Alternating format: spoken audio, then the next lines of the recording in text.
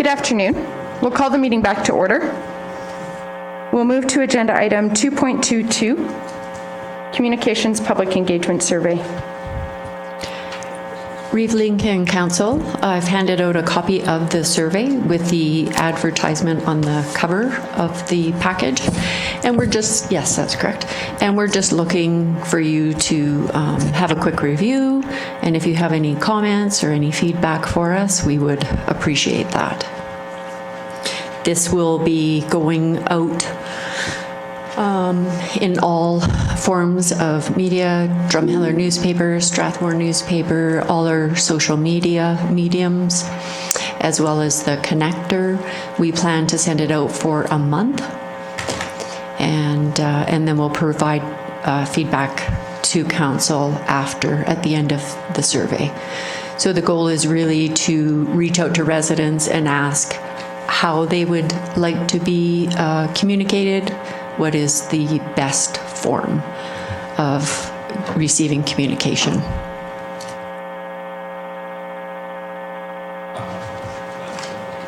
Councillor Kessler, if you can turn your, thanks. Rick got it. Your microphone. Rick got it. Thought it was on. I just turned it on. Oh, Just get him out. in regards to describing Division 6 Rosebud Redland, that's just a sliver on this. It's Yeah. actually, if you could say Rosebud, Rocky Ford, and Levelland, that would give everybody in my area knows where they're at then. If you could do that. Yes, thank you for that. We will Not to definitely dis- add. You can put Redland in too if you wish, but it's, Okay, those are kind of the center points. okay, thank you. Outside of that, I was good with it. My only comment on that, I think we just want to be careful that we respect, I don't think we can say Rocky Ford because it's like an autonomous municipality with its own governance. The areas surround, because I'm thinking you have the village of Hazar, Yeah. you have the village of Standard, if you want to say rural areas surrounding, or, because I see what administration did, you took formed communities in Wheatland, but I see what you're saying, trying to capture the broader area. I think it's addressed in question 1. Are you a resident of Wheatland County? Yes or no? They put no one from Rockford, Hazar, everything. They can still answer it. You would still know So if they're a resident or not. actually our plan is that if they answer no, that will end the survey. Yeah. That's fine too.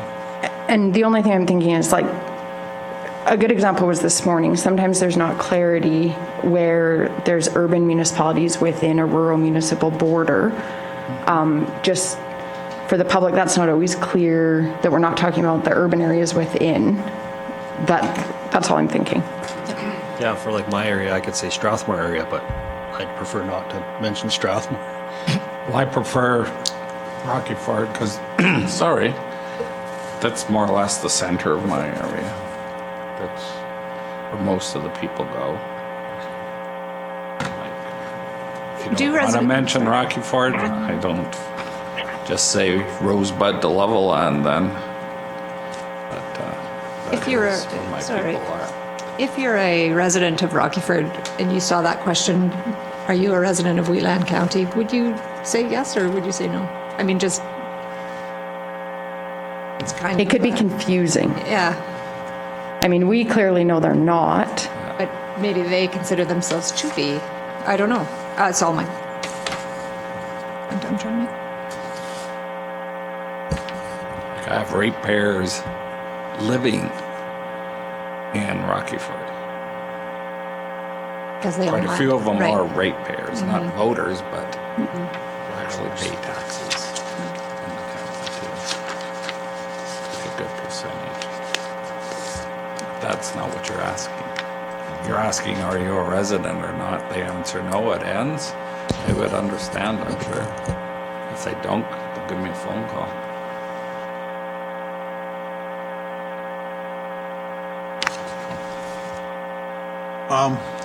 Is question number 2, is that necessary for you to correlate your information? What is your gender?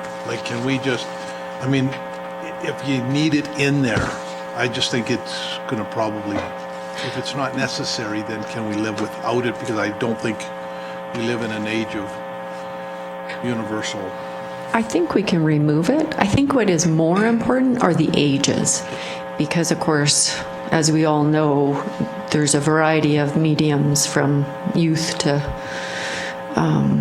seniors now. Yeah. Does anyone on council object to just removing question 2? I don't think it would be utilized for analysis, so it wouldn't change the substance. Okay. And then we just need consensus around communities. Like, I'm totally flexible on it. I just want it to be as clear as possible. I see what you're saying, Councillor Kester, like we clearly want people to recognize like that area is included. It's just how to do that in the most, with the most clarity. And that's the same problem with Division 7. I mean, Dallam's like a Totally. postage stamp of the division, Area. but Hazard's its own village, has its own government, and I mean, you could put Duck Lake out there, but that's not really relevant because it's not an entity, if you know what I mean, even though everybody knows where it, okay, all of us in the east know where it is. You might know. I know. Oh, you do, okay. But there is also a map here with the division Yeah, and that's the outlines, thing so I that looked helps. at is there Yeah. is the map there. Yeah. Would it be helpful, and I realize it would make the survey a lot longer, but I noticed some municipalities will have like their map of their municipality where you can actually click on a division and it blows it up. So you can actually see like Division 6 blown up, and then you can more, like this map might be more challenging for people that don't know the geography of the county really well to identify which division they're in, just due to the size and the scale of like numbering of roads and that type of thing. Okay. I think we will look into that and see if we can do that. I think we should be able to. Yeah. And then incorporate Matt's little picture in there too. Actually, some municipalities actually have that on their website with the counselor of the area. Oh my God. Virtual one. No, but I'm trying to think, there's a municipality in central Alberta that has that. When the mouse pointer goes over there, it turns into a virtual body that walks. And for this, ultimately, what we're really trying to do is identify the area for residents who are undertaking the survey. One thing we are cautious about here internally for administration is that we don't want to make the survey longer, just because we don't want someone to quit halfway through the survey. And ultimately, to me, and council may consider this prior to making that change on blowing up the map. But ultimately, if we have a couple residents that may not know their divisional councillor, and say they get it into different categories, say someone from Division 6 actually selected Councillor Larson under Division 7, that probably wouldn't really affect the data, because ultimately we are trying to figure out the best way to communicate with people. And some that may filter in from say 1 to 2 or 3 to 4, it's probably not going to alter the data that much. I agree with that. I think we should just keep it simple, not increase cost of the thing. And yeah, I think it's fine the way it is. Pardon me, I had a question about the amount of surveys. It seems like we've been asking people a lot the last little while. Do we need to take a break, or are we getting more response, or are people burning out? That's definitely a concern of administration as well as survey fatigue. This is one that was identified at the start of council during the orientation training, is that we wanted to identify, especially with post-COVID and how to best communicate with people. We definitely understand here, and council understands it as well, is that one brush doesn't paint the whole county. There's definitely unique pockets out there that people appreciate to be communicated through different means. Ultimately, we're just trying to find out the best way. Some people may not even respond. We're hoping for lots of turnout on this one so we can get some good engagement. But and lots of the ones that we do engagement on and reach out to people are through bylaws that require public hearings. That's very, very important to hit everyone is legislatively required.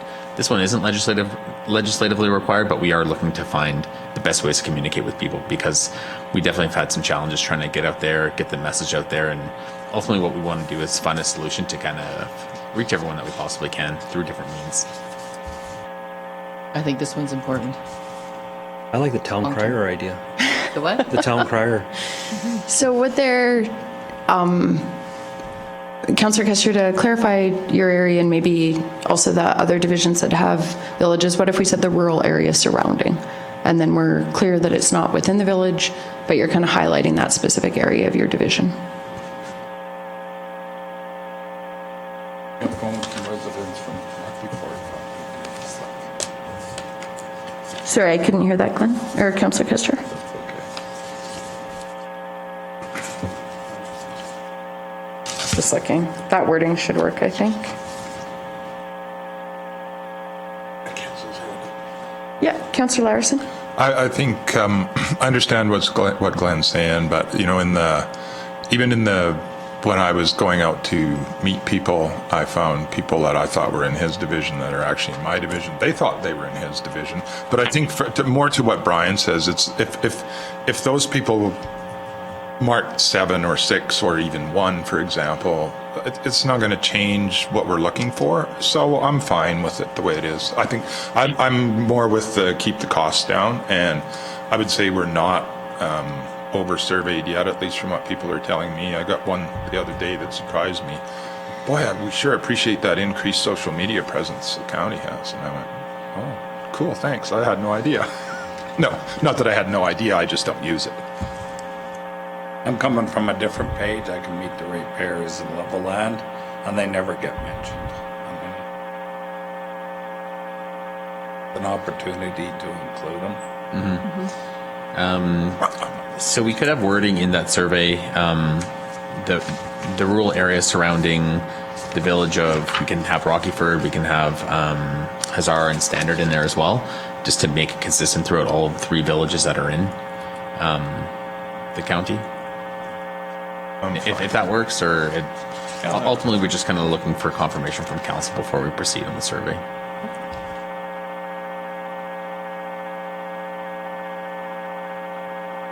I'm good with proceed as you think best. Yeah, I'm Yes. totally with you. Everyone has consensus? So perhaps a motion just to accept as information and administration can proceed. I will move that we accept this survey as information and ask administration to proceed with it. Thank you, Councillor Larson. Any questions or discussion? All in favor? Motion is carried. We'll move to 2.23, ratification of council attendance. There is a Strathmore Wheatland Chamber of Commerce event that they are organizing for April 14th. Just looking for a motion. I'll make a motion to approve attendance at the Strathmore Wheatland Chamber of Commerce, what do they call it, a event. Meet and greet event. Thank you, on April 14th. Anything more? Sorry. So there's a motion on the floor to approve council attendance at the Strathmore Wheatland Chamber of Commerce event on April 14th. Any questions or discussion? All in favor? Motion is carried. 2.24, looking to ratify council attendance at the City of Calgary compost and recycling facilities tour scheduled for April 20th. This is to follow up with one that we tried to set up pre-COVID when we were in the midst of dealing with compost facilities within our own county, and it was the intent at the time was to show how municipalities do it in a good way, That's correct. proper way, very expensive way. I think it's what, $30-40 million? 140. Yeah.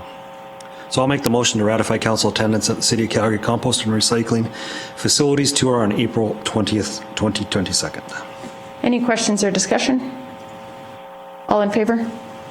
Motion is carried. Move to 2.25. My apologies for circulating this late. I would not have circulated it and added it to today's agenda, but the meeting is prior to, or the proposed meeting is prior to our next council meeting, Tuesday, March 29th. It is in your email. It's a letter from Mr. Matt Crane, Mayor of Arrowwood, requesting just to review the discussion. There was 2 single-lane bridges that we had previously requested Alberta Transportation consider improving, and Mayor Crane is going to be bringing forward to the group a request to ask Alberta Transportation to review those again. with a focus on the bridge on Highway 547. We do have strategic planning on March 29th, but I thought perhaps Councillor LaPrice and myself, and if there's a representative from administration that might want to attend as well, if we could attend and just see where the meeting goes, and then we can bring that back to council. Looking for council direction. You need a motion? I'll move that the Reeve and Councillor LaPrise attend the meeting on March 29th about the Arrowwood Bridge. Perfect. Any questions or discussion? All in, question? Do we want to add someone from administration? We don't need a motion for that. I think Okay, they can good just enough. attend. Yeah, and they'd probably reference that during like regular work hours. Right. Yeah. Any other questions or discussion? All in favor? Motion is carried. FCM convention is scheduled for June 2nd through 5th in Regina. We did discuss this during our organizational meeting. We had some discussion around it. I know there's mixed feelings around FCM. I would like to attend, and I would like to request council's consideration for me to attend in person. It is a good opportunity to liaison with colleagues from both urban and rural municipalities in our region. And I have reviewed the agenda. I do believe that there are sessions that will be beneficial that I will bring back information to council regarding. And obviously I would open it up if there's any other councillors who would like to attend. Historically, I believe we sort of operated on the principle that up to 3 councillors would attend yearly. This year's session is in Regina, and my intention would be to travel in the most cost-effective manner. So if there was a super low-cost flight, I would take that. Or yes, okay, the most cost-effective, legal, and safe method of getting to Regina. Horses are legal. Horses are legal, that's right, although with the price of feed and the availability, could be an Cheaper than issue. gasoline. Yeah. Anyways, either fly or drive, whichever is less expensive based on available transportation. It is nice that it's in sort of the western provinces, so hopefully costs will be less than where it's being. Is there anybody else interested in attending? I might be. I'd have to look at the agenda. I haven't looked at it. Yeah, and correct me if I'm wrong, but in our organizational meeting, did we already move that up to 3 members? Or I'd have to take a look into that one. Sorry, I don't know. Oh, Oh, oh, perfect. Yeah. Okay. okay. Need a motion? If you guys are comfortable, then I will register, as long as there's... Yeah. Else wants to register at the other. I guess we should determine who, if there's more yes. than 3, we should figure out a process. So Right. I would like to go. Is there anybody else who would like to attend? Possibly. No. Tell us how you really feel. I never have, and I'm going to keep that going as long as I can. Okay. All right. Well, we'll proceed. The reason I wanted to do it now is just because there's a less expensive early bird registration rate. When, sorry, is there a date? Registration And Yeah, exactly. I will pull that up. Actually, I have it up. I'll just go to it, I think. Oh, you know what? It's on my other computer. I don't know what my schedule's gonna be like come that time of the month. I have to wait till the 1st of April because of doctor's appointments. Oh, I ain't going A handy to bus. school bus.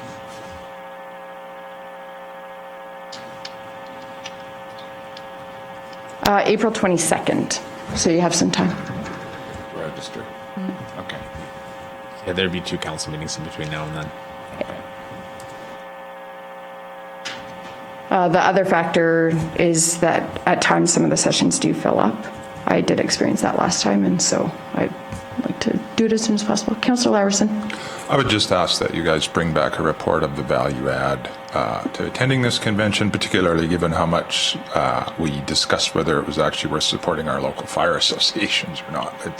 I guess I'm kind of with Scott. I'm not sure I'm seeing the value here, but certainly willing to entertain that there might be, and there might well be. I think we're actually required, as per our code of conduct, to always report on meetings that we attend, so I will absolutely fulfill that commitment. Okay, I don't think we need a motion for that. We will move to 2.27. I have also been asked by our Community Futures Wild Rose to attend the Community Futures National Conference from May 8th through 10th. Community Futures Wild Rose will be covering the registration for the conference and all expenses, but I am requesting a per diem for Wheatland County for those days that I'll be at the convention, May 8th, 9th, and 10th.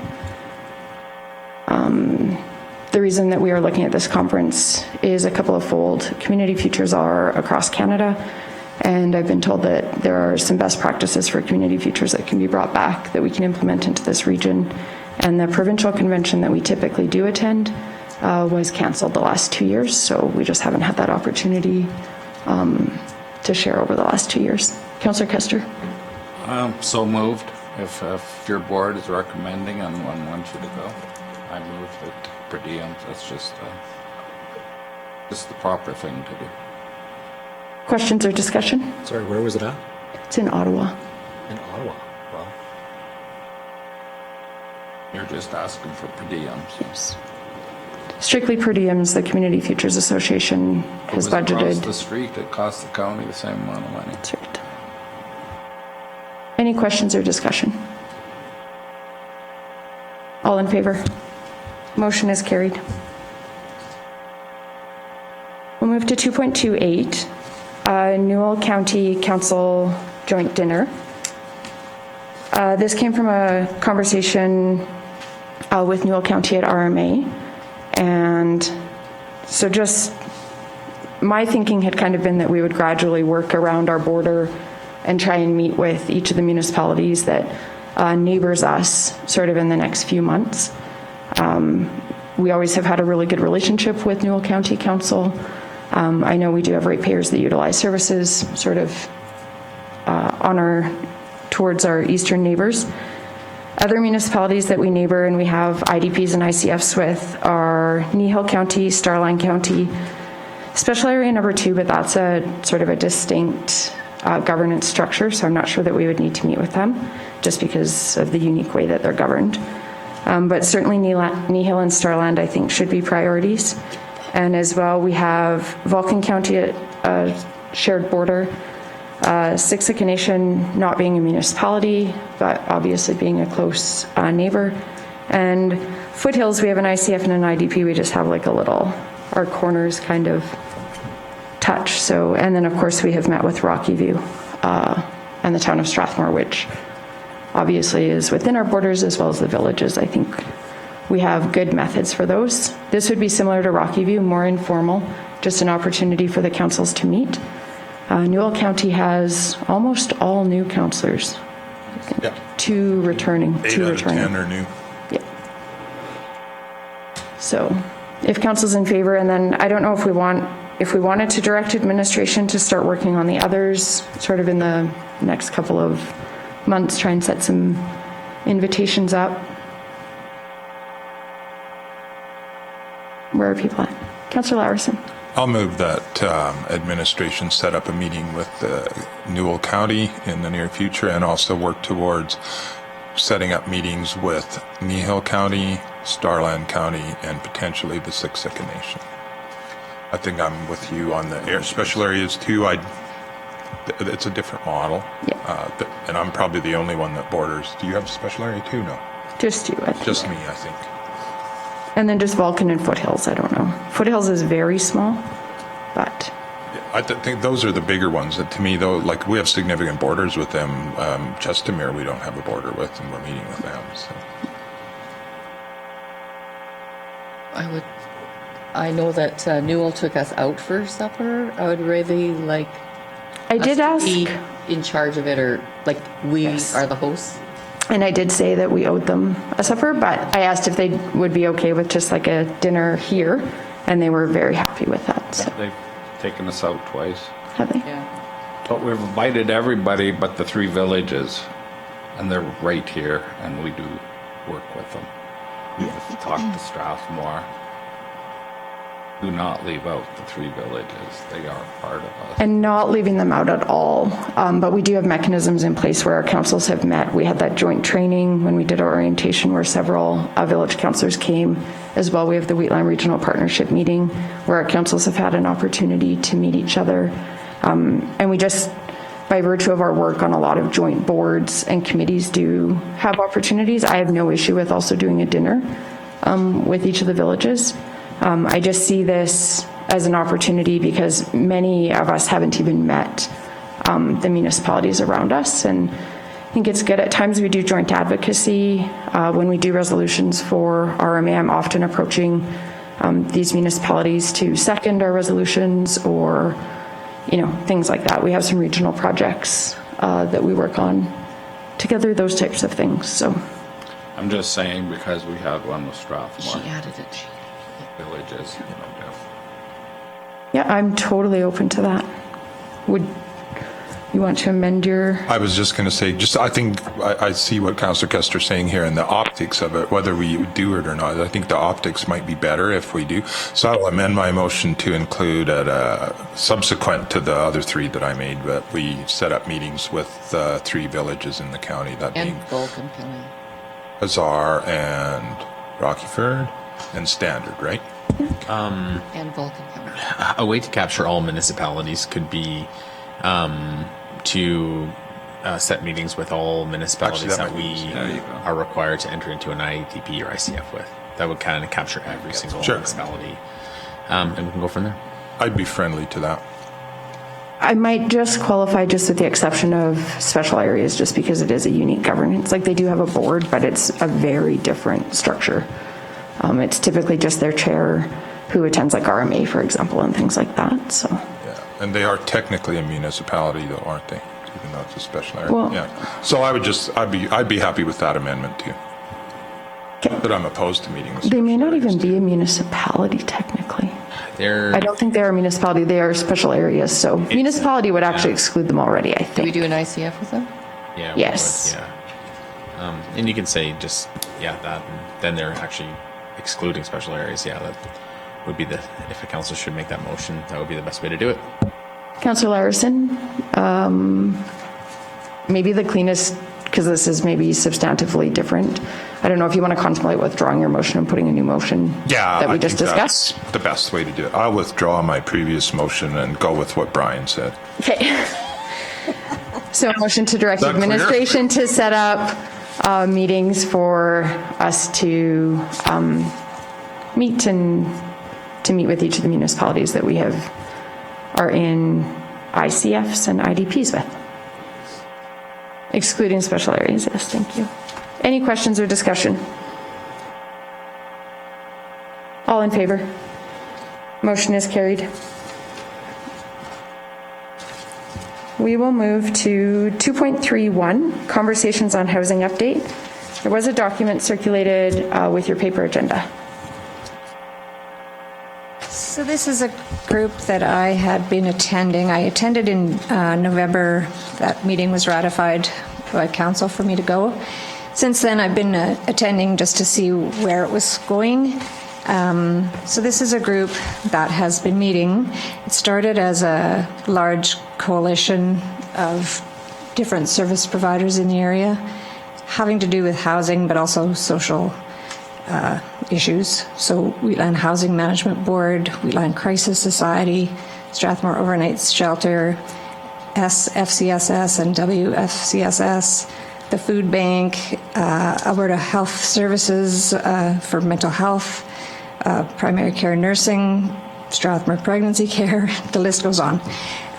So they initially started by discussing barriers to housing, and they identified a bunch of different issues that people have when they're trying to access housing, and they're kind of listed there, having to do with transportation and waitlisting for subsidized housing, and generally life skills and just various barriers. They also talked about some potential opportunities, and so they kind of talked about various possibilities, I guess, maybe encouraging post-secondary education opportunities, probably within Strathmore, with a residency program so that students have some kind of housing options.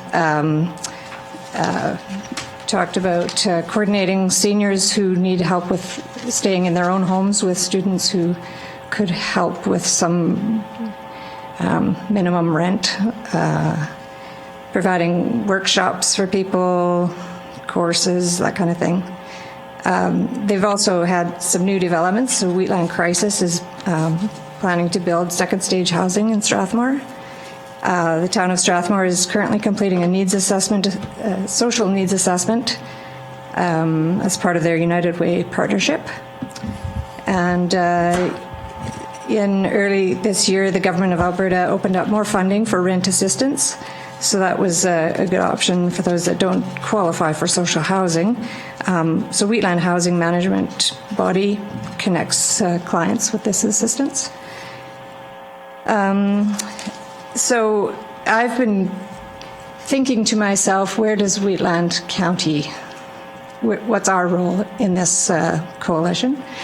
I started thinking about what we have in terms of strengths, weaknesses, opportunities, threats. And so right now, I think, generally speaking, in some of our hamlets, we do offer low-cost housing. In some cases, we also have our secondary suites are permitted in most of our land use areas, residential land use areas. Weaknesses for having low-cost housing in the county would be, in my mind, transportation, the fact that they're remote from social services or other services. And we do have what I see as a limited rental opportunity currently.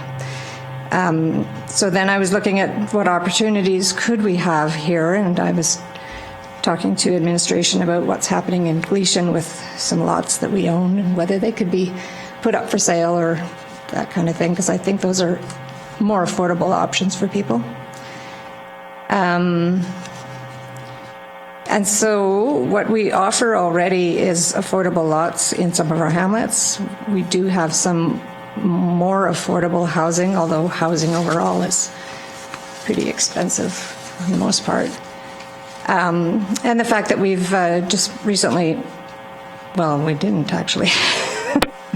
We might still consider incorporating the dwelling manufactured to into several of our land use districts to allow those older, more affordable mobile homes that aren't CSA A277 certified, but do pass inspection. That's another kind of more affordable option for people.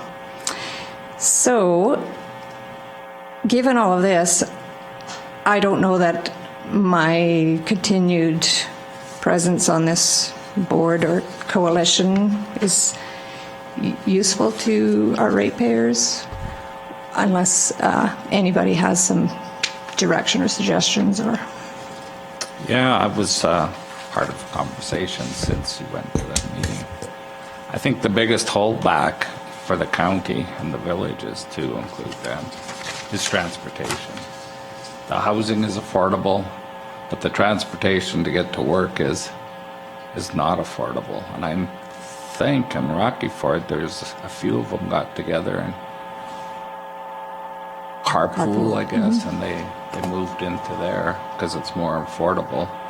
But there's a real crunch in Strathmore, and a lot of the businesses are finding a hard time to get employees because the employees don't make enough money to rent a place in Strathmore.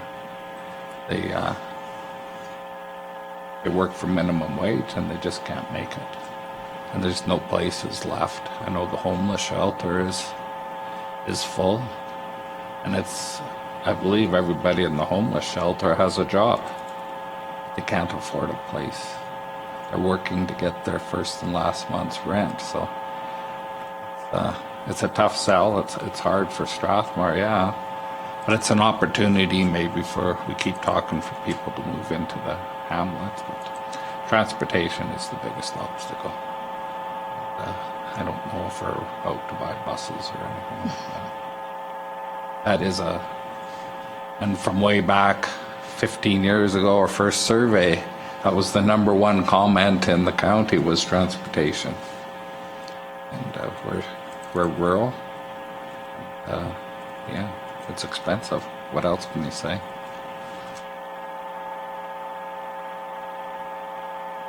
Any other questions or discussion? Councillor Laprise is looking for some council direction on our future involvement in the discussions. I guess if council felt like there was an opportunity for us to I don't know, contribute something towards the issue, I'd be happy to continue if we wanted to ratify my attendance at meetings. But I've been just racking my brain to how we can contribute, and I don't see a path forward, but I'm at your... Deputy Reeve Clausen. Yeah, I mean, from what you discussed here and talking about the affordable housing opportunities that we do have within the county, I think that has been understated previously, and I think it's important for people to see that we do have the most affordable lots anywhere in the greater Calgary region. Transportation can be an issue for them, but those costs, and I know Councillor Eichert and I have talked before about the cost of building houses, period. It's so expensive per square foot. So if it's out in the rural area, it cost prohibitive sometimes to do it.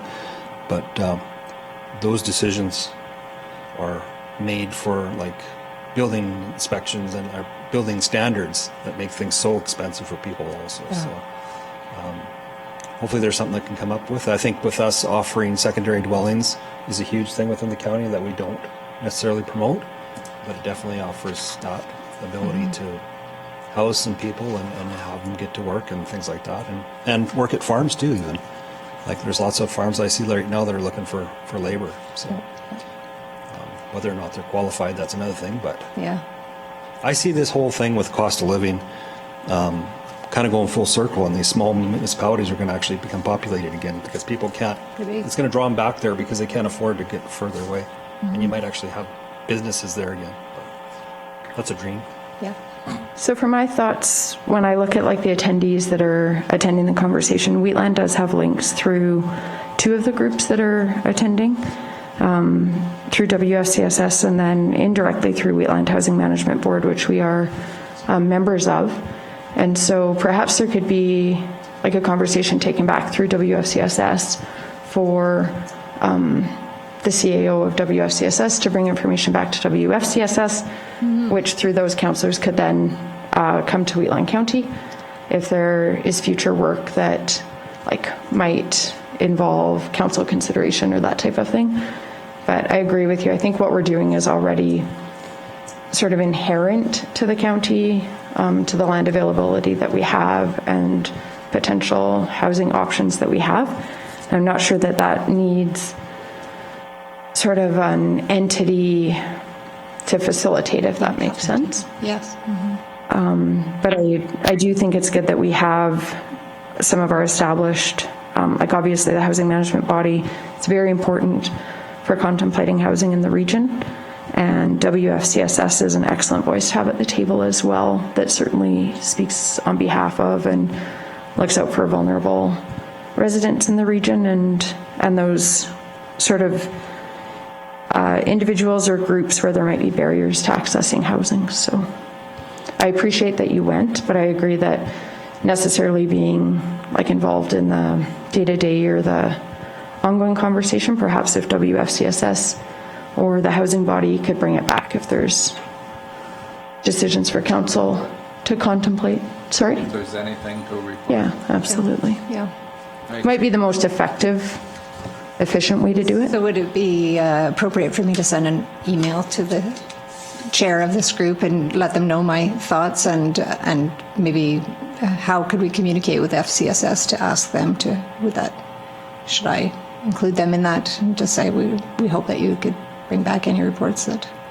Yeah, and I think the Wheatland Housing Management Board representative as well. Like, I mean, you could even send it to the whole group just so that people understand that Where I'm coming from. we appreciate the work that they're doing, but we have these mechanisms that are Yeah. in place. Councillor Larson? And since you're already on the Wheatland Housing Management Board, I think there's an automatic segue here. I think you can just withdraw and say that, any concerns can be brought through that body and you'll bring it to council if it's necessary. Yeah. So perhaps a motion just directing Councillor LaPriest to do that.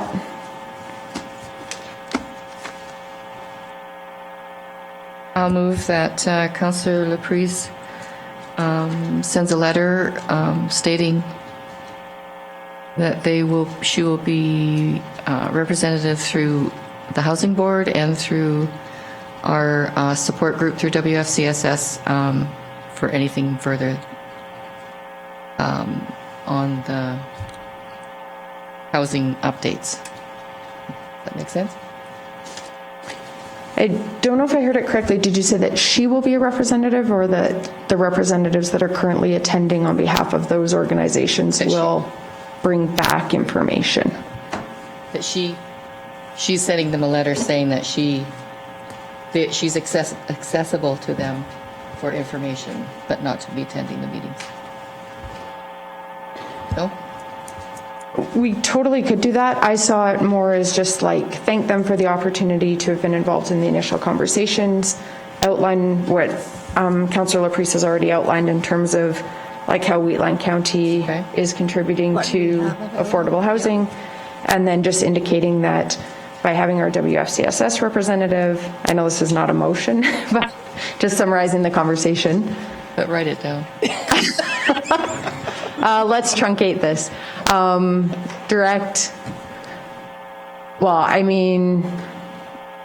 LaPriest, do you want to draft the letter, or do you want administration to draft the letter on behalf of council? I can draft that letter. Okay. Yeah. So direct Councillor LaPriest to draft a letter to the participants in the conversations on housing, thanking them for the opportunity to participate in the conversations to date, sharing initiatives that the county has in place that contribute to affordable housing in the region, and indicating that representatives from WFCSS and Wheatland Housing Management Board will continue updating Wheatland County Council on the initiatives. I know that's a really long motion. That's a really long one, but Exactly what you said. But it's clear, I think. You can put my name to that, but they'll never believe that I said that. That's exactly what I heard you say, Councillor Bigger. Yes. Okay. Did I capture the conversation? Thank you. Okay. Yes. Any questions or discussion? I vote in favor. I got to Okay. leave. So Okay. All in favor? Motion is carried. And thank you for this report. It is really good to hear what's going on in the region. And you're right. I think it was Deputy Reeve Clausen. Wheatland County does just inherently have some affordable housing possibilities or options, but recognizing that transportation can be challenging. But yes. Excellent. 2.32. Yes. We will take a 5-minute break. We'll reconvene at 2:05. yeah, I agree. Thanks, Scott. I was hoping. In the bid line. You'd be making a statement. Mute off. Me. Good afternoon, everybody. We'll call the meeting back to order. We'll move to agenda item 2.32.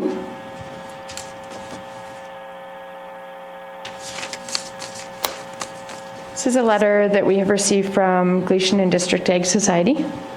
The Ag Society has been undertaking a significant project to bring rodeo events into the hamlet of Gleason. And in the letter, they're requesting a letter of support that they would include in their packages out,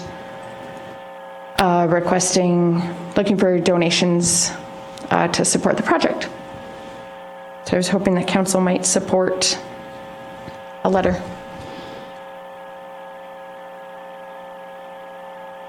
I'll move that council provide a letter of support to the Gleason and District Ag Society for their grant applications to build the public use rodeo grounds for the inaugural saddle bronc riding. Thank you, Councillor Laprise. Any questions or discussion? All in favor? Motion is carried. Thank you so much. Just on a similar note, should we not look at doing some sort of sponsorship for this? I mean, it's our ag societies. They are doing, so it's, it'd be such a banner or something, even, on the county of Wheatland would bring it different. I think we're trying to attract all sorts of different people, get us noticed that we are. So I would look at providing a sponsorship, or not even a sponsor, even a just pay for signage or whatever the case, however it works, right? Like, I do believe, yeah, we should, because I believe you sponsored the Carsland one. In Strathmore, we've done... Strathmore one, yeah. Did we do financial or just in kind? We did in kind with Strathmore, so we would provide them like a water truck for like dust mitigation in between like events on the track. that's another municipality. This is us. Yeah. No. So do you need a motion? I'll make, I don't know what everybody would feel comfortable with, but I feel a couple of $1,000s. So on page 141, you will see, they do have different sponsorship packages. This is what will be being sent out. We could also bring this forward for a future, recommendation from administration where we could, compile what we have done in the past for, Yeah. not that it needs to be the same, Right. but they could bring it back so that we know what we did for Strathmore, Carsland, Yep. that type of thing. I'll make a motion that we direct administration to look at what a suitable amount to donate to the new arena at Gleason, or the whatever we call this thing. Gunners Bronc Battle is the Right. event. Right. Was that clear enough? I know it's clear as mud, but Do we want to donate towards an event, or do we want to do it towards building this new? So the Gleason District Ag Society is eligible for, remind me the name of the program, Hamlet, the one that the Ag Society and the Community Association, Like the new Like crisp, community or whatever fund? The community fund. The yeah. community fund, yes. they are eligible to apply to that. But I see what Councillor Eichert's saying, it can be good PR as well, to do the sponsorship of the event. Beyond that, or maybe we talk about, because we already do sponsor the Ag Society, maybe there's a way that they recognize that. yeah. But I think I believe it should be over and above whatever we're giving to them, because this is, when we gave money to the ag societies, this wasn't in the books, right? So they're going above and beyond. So Yeah. we should go above and beyond. Well, and so just for transparency, my intent was to do the letter of support because they need that to put the packages out. And then I had hoped to bring the actual package back to council for consideration, which perhaps we could do in conjunction. And maybe when that comes back, administration could just compile the information on sort of historical contributions to the other ag societies. I think because this is the inaugural event too, I would like to have a strong show of support from council for that as well. Could be really good for the community, and it's an excellent use of existing infrastructure and kind of repurposing that and just reinvigorating the community. So, And a nice speech from the Reeve there.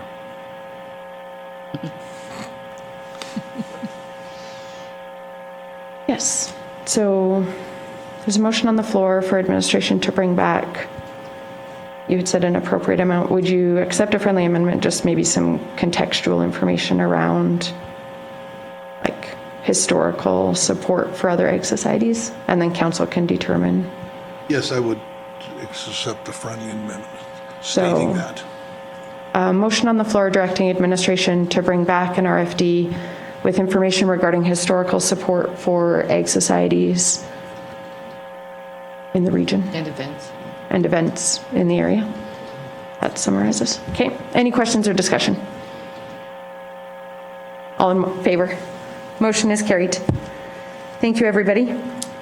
2.33, Councillor Lawerson. Okay. And this is just, it's a recommendation that I need to have put forth publicly just because of I'm held to a higher standard than the rest of you are. And this is with regard to the Code of Conduct bylaw 14.5. So typically what would happen in 14.5, the investigation team is in quotation marks, typically in a policy. If you're going to do that, it should be included under the definitions. What I would be comfortable with when the time comes, I'm not saying we have to amend it today. I'm just saying that it should say that the investigation team must consist of persons that are qualified or certified to conduct investigations. And that's what I have to say. If you choose to ignore it, that's your business, but now I've said it.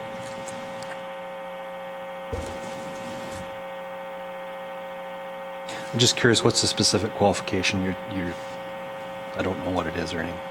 Yeah, and there's a number of qualifications. You can go anywhere up. You have, That I have? that you're part of, that you have to announce that.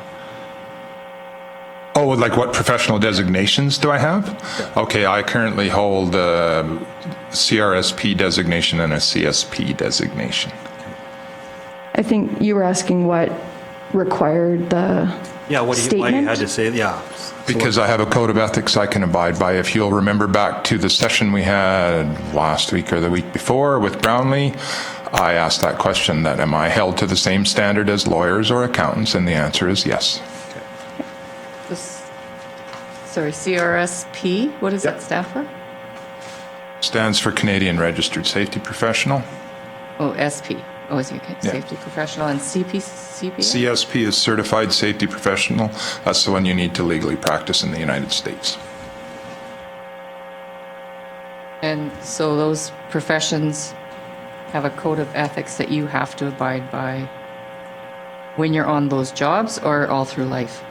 I'm required to abide by those codes of ethics at all times, unless I relinquish my professional designation.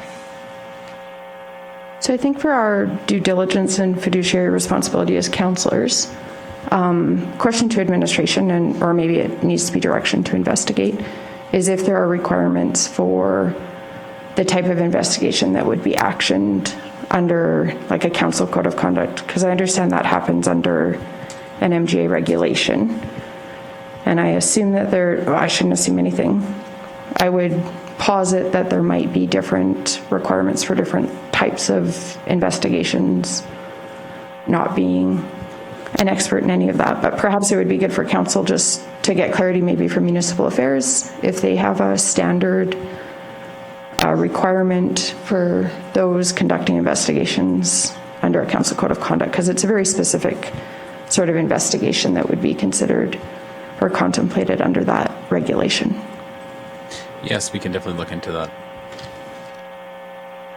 Yes. So I'll add one other thing just so you know why I'm saying this. If we look at 14.6, it says, if after reviewing the complaint, the investigation team determines that the complaint involves an allegation of a criminal nature, the investigation shall advise complainant in writing.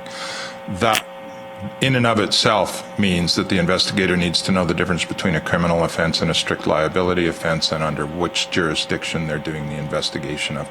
You need to have a level of qualifications to make that determination. Our code of conduct, doesn't it say that, like, we have the choice to actually have staff investigate one of the code of conducts? Is that not available We to still us do. now? We took that out on purpose.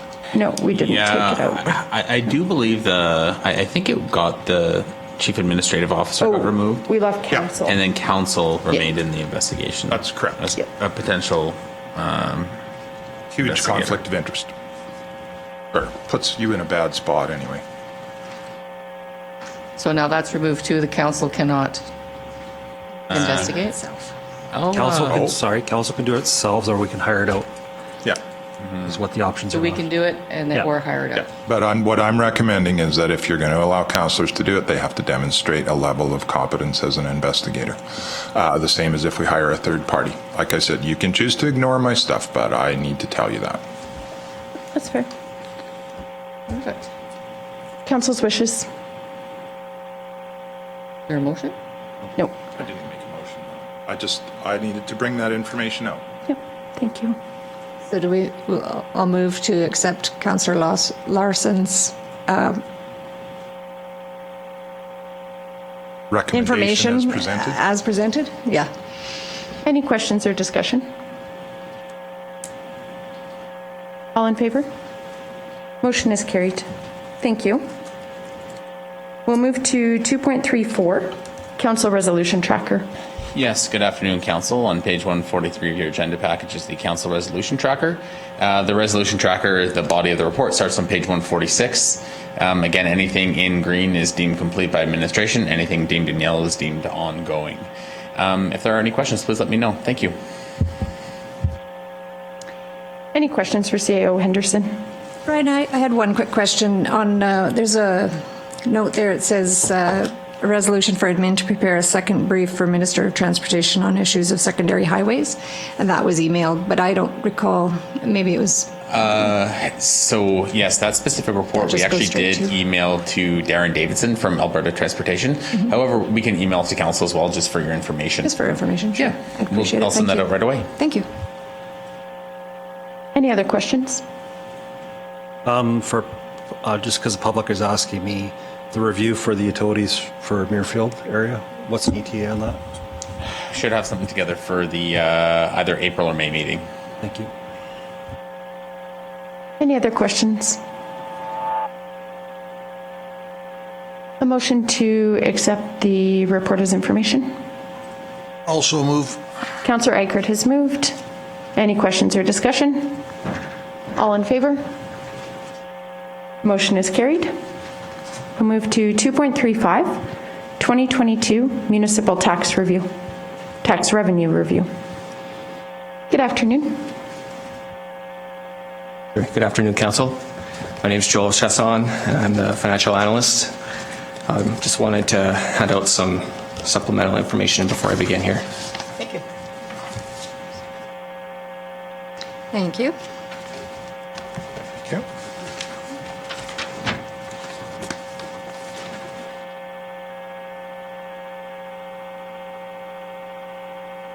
And for your reference, this report starts on page 155 of your package.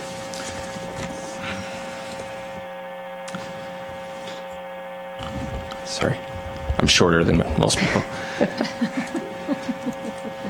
Here to present the report 2022 Municipal Tax Revenue Review as information for Council regarding the approach that we are recommending and being put forth in the upcoming property tax bylaw, which will be presented to Council for approval on April 5th.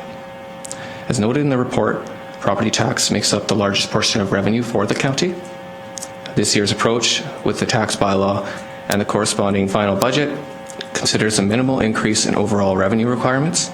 The increase equates to the requests from external agencies, otherwise known as requisitions.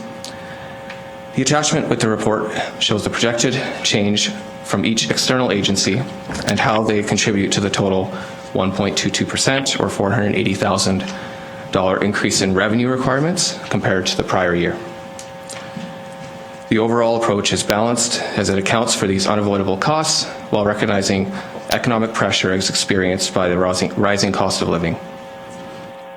So if you'll refer to your the supplemental handout that we provided. This is what a total tax bill could be in the scenario where we proceed as proposed. The assumptions are that we proceed to require the total tax revenue as summarized in the table of the report, which was $29.4 million in municipal tax revenue and a total of $39.9 million for all tax revenues. It also assumes the increase in revenue requirements is distributed evenly across all property classes. That includes farm, residential, non-residential. You can see on the handout the comparison of the average property in each category. which would be residential, non-residential, and farm. Residential being that gray, the gray banner, and then non-res green, and then orange for the farm property. It's just kind of an overall view, theoretically, of what the average property would look like. And you can see that for each property type, there's the average assessed value that we have compared year over year, which is the basis for the tax calculation. This concludes my report. Staff are here, or myself, to answer any questions or facilitate discussion around the upcoming tax bylaw. Questions or discussion from council? I have a question less related to the mill rates, more related to assessment, looking at the two levers for our total tax revenue collected. I know we were waiting for the DIP assessment to be finalized, because I believe the DIP assessment comes after we do our interim budgets. Is that correct? Yes, thank you, Breve. We actually, the presentation I did beginning of March there had the DIP assessments finalized in it already. We're still waiting for the official requisition for DIP, but I do have a verbal confirmation that the tax levy that the DIP the provincial assessor will be requisition will stay the same. So I've applied that against our live DIP assessment, if you will, to compute the mill rate. These scenarios presented here are excluding DIP properties. The non-residential identified as just a basic non-residential property.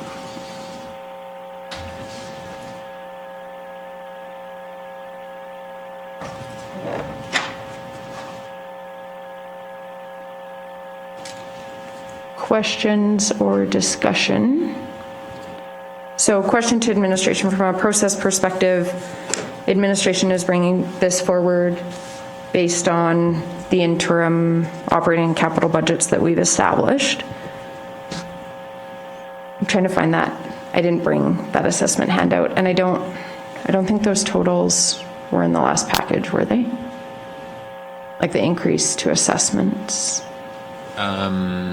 So this one specifically would be more of the handout that was provided would be kind of bill, like a tax bill year over year, just the average tax. So kind of what administration is just looking to understand from council today is that during our presentation and after the approval of the interim budget, we did note that we wanted to keep the municipal taxes the same for residents and only adjust for requisitions. So the requisitions that we did pull out were the RCMP requisition, and, well, the education requisition, the library requisition, the Drumheller District Solid Waste. So we're updating them as we get live numbers. And also to note that although under the MGA, the police requisition is not defined as a requisition, like staff internally would consider that one, because we do get a bill, we have to pay it. Even though it's not legislatively under the MGA, we also budget for it. So ultimately what we're just looking for from council is just to understand that this would be the tax increase to council or to the budget. I don't know if I have it. Oh, it's on page 158 of your agenda package. So I was just looking at it and looking for a piece of paper. But ultimately, that would be the net increase. If council really looks closely, we probably should have had these in reds, but there are actually some decreases. So there's a decrease in the education requisition of 81,000, and that was compared to 2021. The reason for that decrease is because of an under collection in 2020. So therefore, we over collect in 2021. It's just a common practice that municipalities undertake to just ensure that we're actually collecting the right amount of education requisition. So ultimately, the net increase from the budget from 2021 to 2022 would be the $480,242. So then the process would be at the April 5th meeting is that we would approve the budget, and that's the amount that would be shown here And then what we would need to do is we'd need to bring the tax bylaw to council after for approval. And then ultimately what we are also trying to figure out is how can we present this information to council on the 5th by understanding how do you want to spread that burden of the increase across the classes. So ultimately what we believe is what administration is recommending is just to move forward with just kind of the even split, like even proportion of assessment, and to kind of sprinkle that increase over all classes. And that's kind of just an approach that we're kind of taking and we think would be the most fair.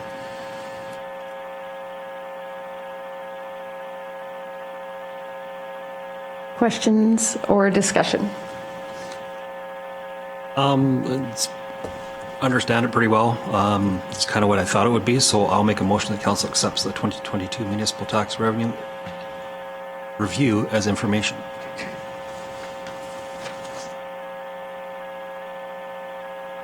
Questions or discussion?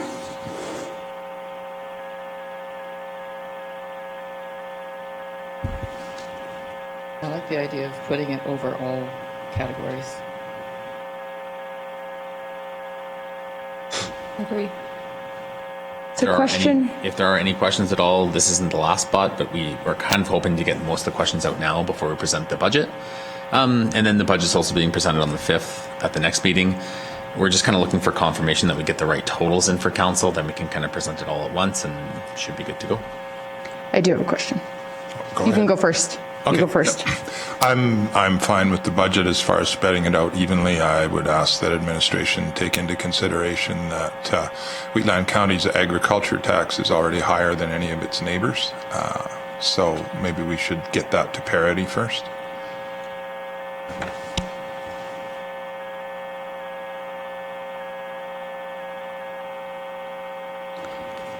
So I'm just looking, no, administration can help walk us through this. I'm looking at the document that was circulated March 1st as a part of Assessment 101 that did the 2020 comparison to the 2021 assessment comparison. And I did note that we had, I believe it was a $62 million increase overall in assessment, or 1.6% increase. I know we had a decrease in linear, but our residential increased fairly substantially.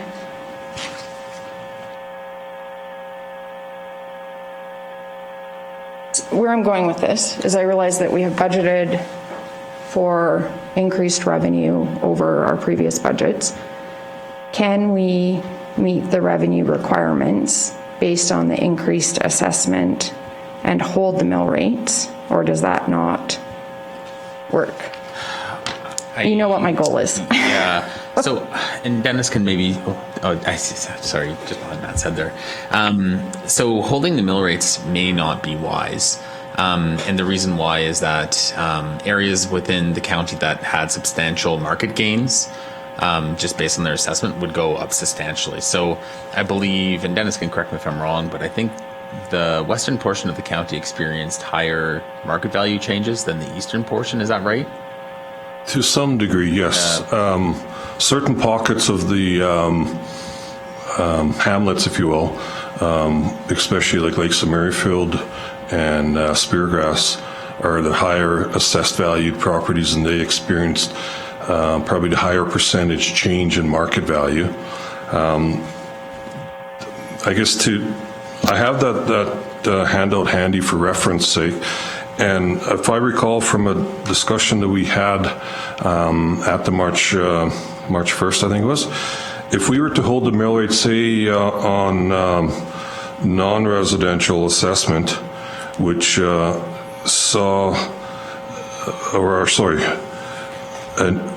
the residential assessment, which saw a net change in assessment of about $58,626,760 in assessment.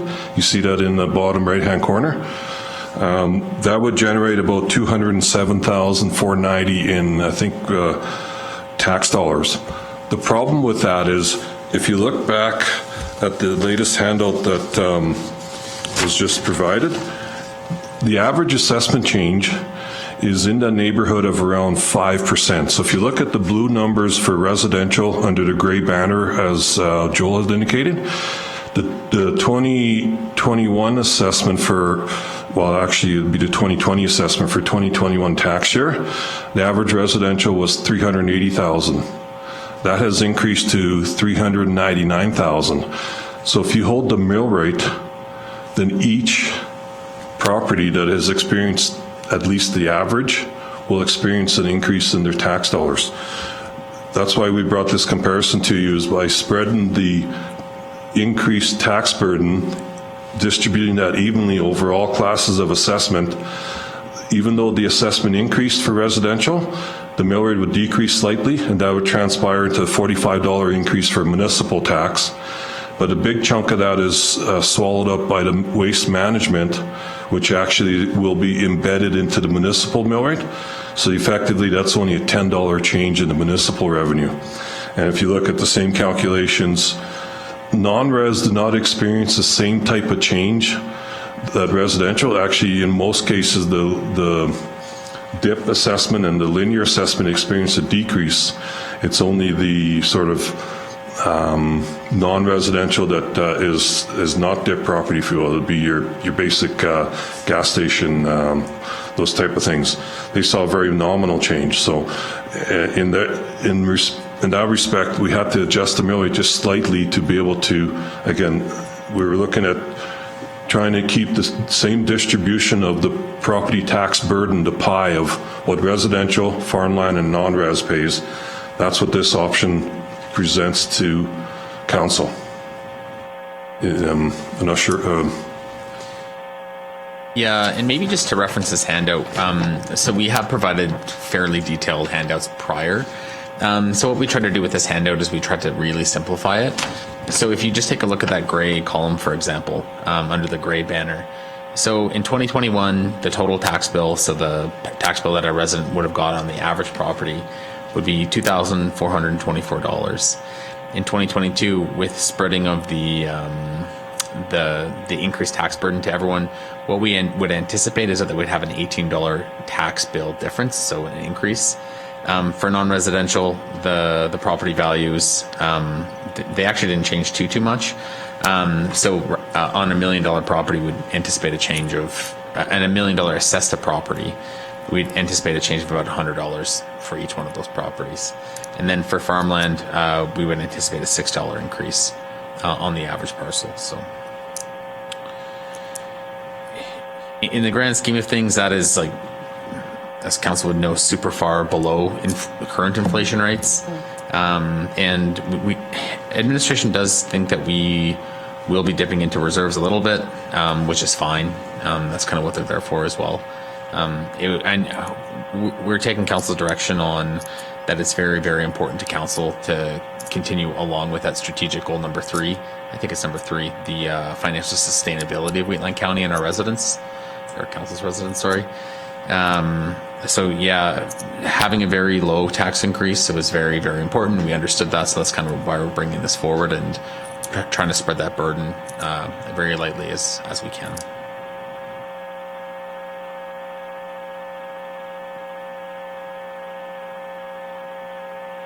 Councillor Larson? Just a quick question for administration. Just help me explain, that's not the right way.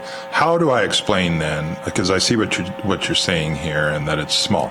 But if on average, I think we're 2.5% to 3% higher for our agriculture tax than neighboring counties, and we're asking for a 1.4% increase, which would then make us 4.5%. Just how do I justify that to the ratepayers? That's what, because most of this, my division is farmers, not acreage people.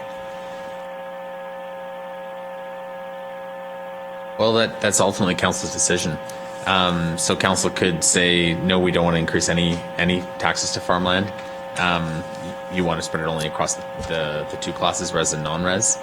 That's one option.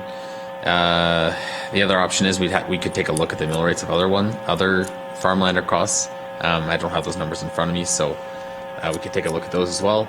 Ultimately, we're trying to there's kind of two reasons for this presentation today. One, to confirm the revenue increase, and two, to kind of get an understanding of what council wants to do, how to spread that tax increase across all categories. So it sounds like the revenue is kind of set. I'm not speaking for council. Council never made a resolution, but to my understanding of this conversation, it may be council does understand the revenue increase requirements.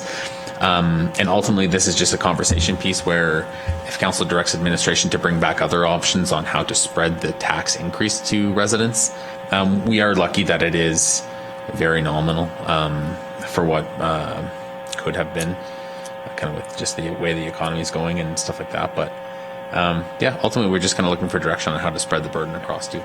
So just to be clear, when we're looking at the residential property tax bill comparison, every farmyard has 3 acres or so that's taxed at a residential value. So the farmer is already paying that increase, but now we're asking them to pay not only on their residence like an acreage person would be, but then on every acre of land they own. I guess that's what I'm just looking for clarification on.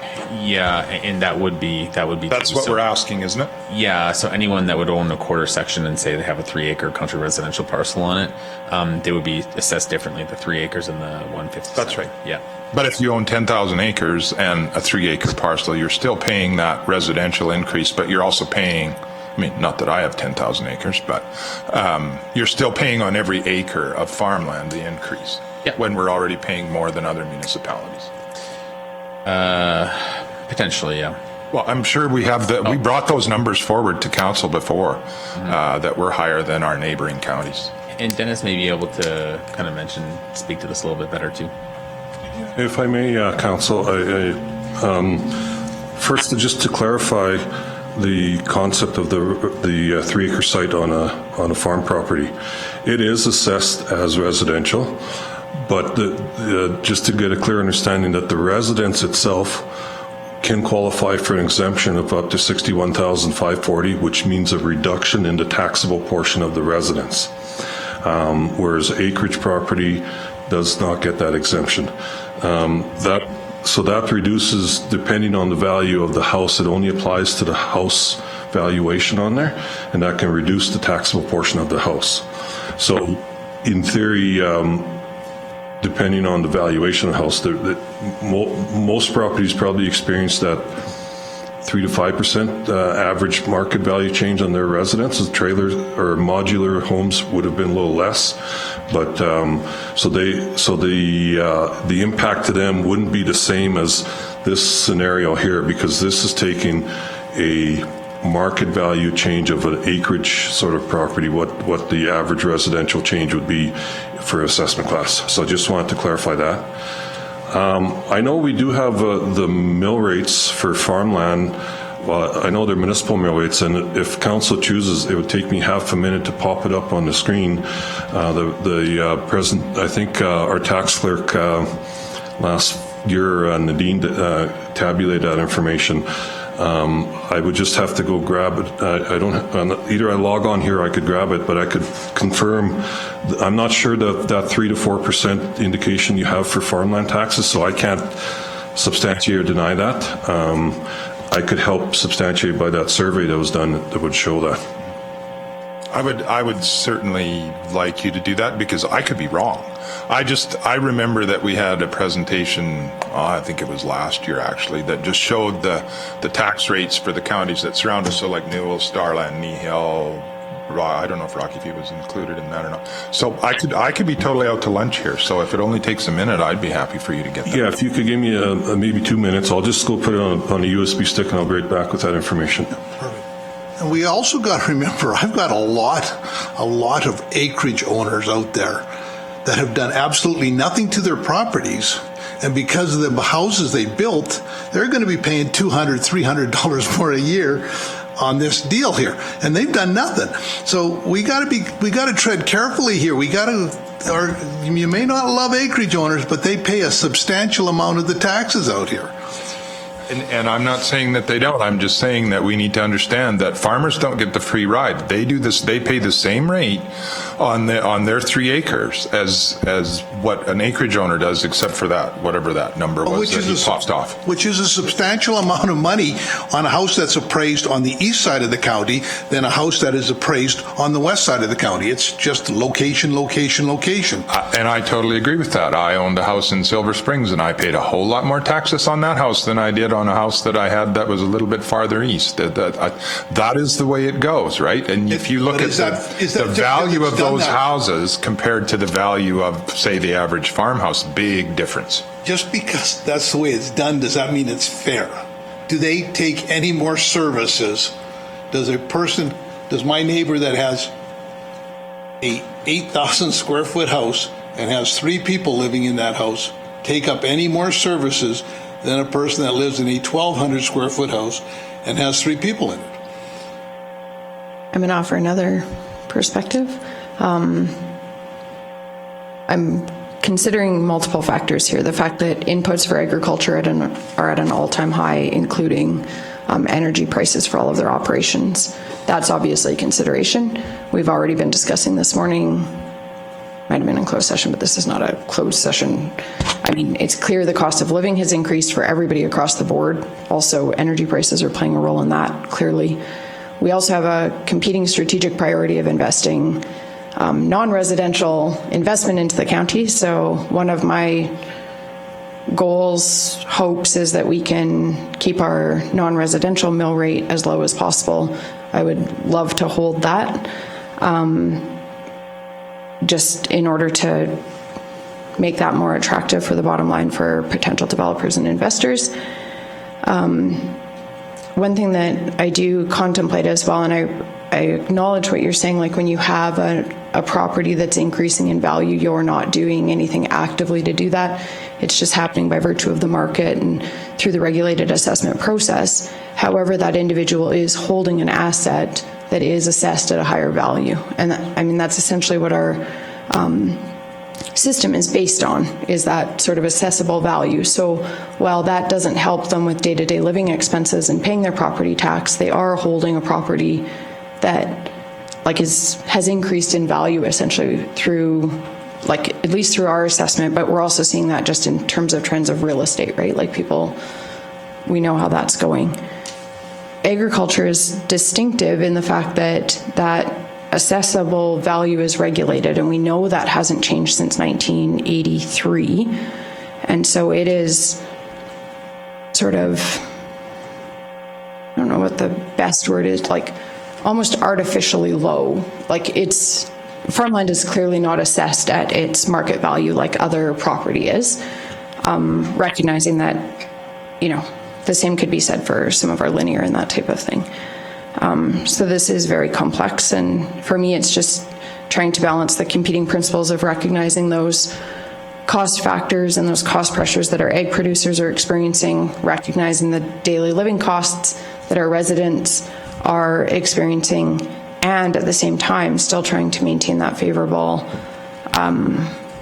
non-residential rate that will be most conducive to investment attraction, which indirectly significantly benefits our egg producers and our residential, because the more we can diversify that non-residential tax base, the less burden sits on our residential and our egg producers. But that's going to be that's not going to happen at the snap of our fingers. It's going to happen over the course of the next few years. I'm just sharing all of my thoughts around this. So everything you're talking about for increased costs for producers, also increased costs for the county of Wheatland for exact same absolutely. things. Wages, absolutely. Fuel, equipment, even trying to we have to face those same things providing the same service. So yes, I have no problem with what's here. I understand what Rick is saying. I totally get that. But everything, we're caught in the middle. We have a federal government that spends like drunken sailors, and the coalition's only going to make this worse. So I think the county is in a really good position, and I want to keep it. We have to look at some moderate increases, and if it's through assessment, well, that's a gain for the property owner. It is a value that's there. I mean, they can't really utilize it unless they sell, but taxes suck. They do, absolutely. But it's Question really two. difficult to say This was only an interim thing for, when was it, for the war? What? for World War I, yeah. Yeah, so here we are, still doing it. Some years later, and Yeah. we're still doing it. Yeah, so, I believe that's income taxes. We're talking. oh yeah, income taxes, yeah. Question to But that was the administration. first tax. But when I think overall of the taxes an individual Canadian Albertan pay, it is staggering for what you get. Absolutely. From personal to property to sin tax to fuel tax to whatever. It's just, Yeah. and now, yeah, it's staggering. It's, Well, how much money do we have to take out of reserves to hold everything, last year's tax base for everybody across the board the same? The mill rate. No, just how much Oh, do we have to the- take? Yeah. Just everybody's taxes do not go up. How much Their do we? dollars are the same. So you would decrease the mill rate for residential where the assessment has increased. You'd actually decrease the mill rate. I don't know. I just don't, because Yeah. that sounds like too much. We just. But send then out you would the also same- be increasing the mill rate for linear because our linear assessment went down. I know, it's too complicated. So just for council's information, annually Wheatland County is required to fill out a couple different returns. One gets spit out right from our audited financial statement. It's called the Municipal Financial Information Return, and one's called the Statistical Information Return. So all the information from the Statistical Information Return gets submitted to the government. So on the screen, on the big screen, and also on the screen in front of you, it kind of puts our county. And what I've kind of done is I've downloaded the spreadsheet and I filtered out all the mill rates, all the farmland mill rates, and I sorted it by farmland. So from 29 to 51, so we would be, and the highest being Westlaw County, and then we're kind of down there in the 12. So that's kind of where we sit for that. It is important to kind of just consider, and ultimately it is council's,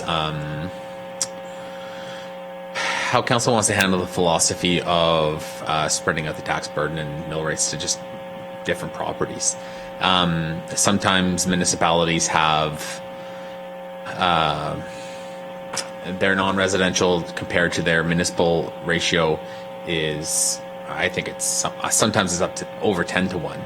I believe there's a section in the MJ, or they were considering amending it to bring it down to a requirement of at least 5 to 1, so it doesn't, you're kind of having it's comparable.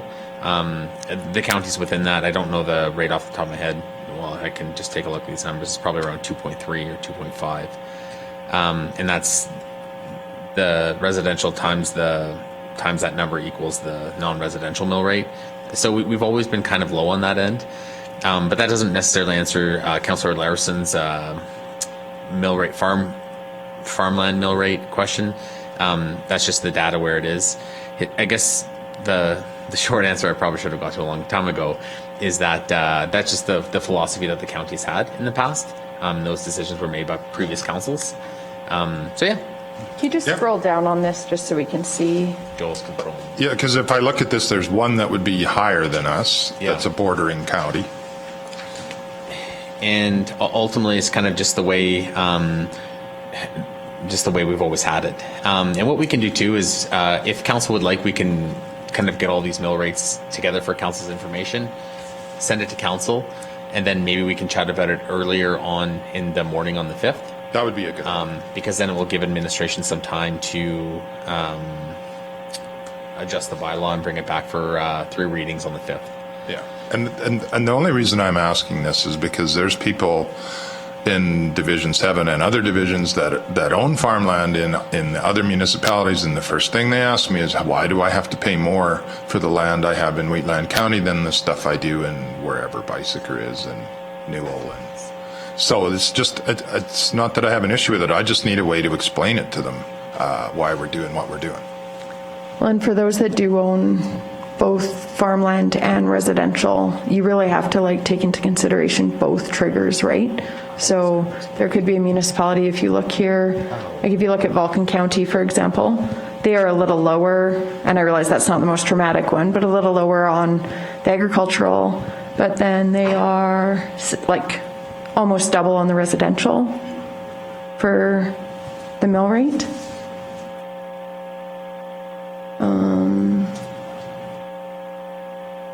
So maybe an interesting comparison would be us to Nehill County on, just different rates. So Nehill County, they have their farm. I'm looking at a different sheet. So their farmland rates are, their mill rate is, I think in 2021, 9.517.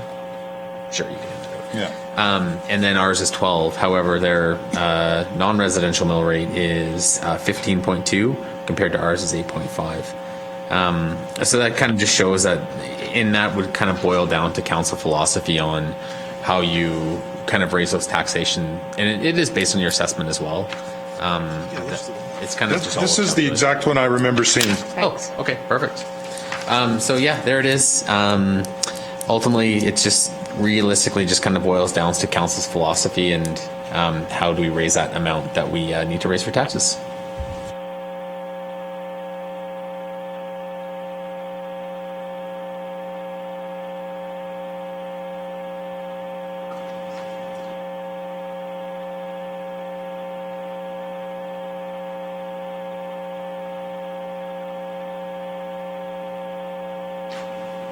Question to administration, I could do the math, but you probably have it there. The mill rate that you're contemplating based on these percentages, can you just share those? So like what the residential mill rate that these calculations are based on, as well as non-res and farm? The municipal. Is this on here?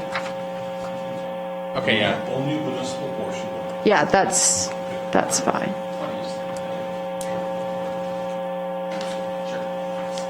So we created a sort of more complex sheet.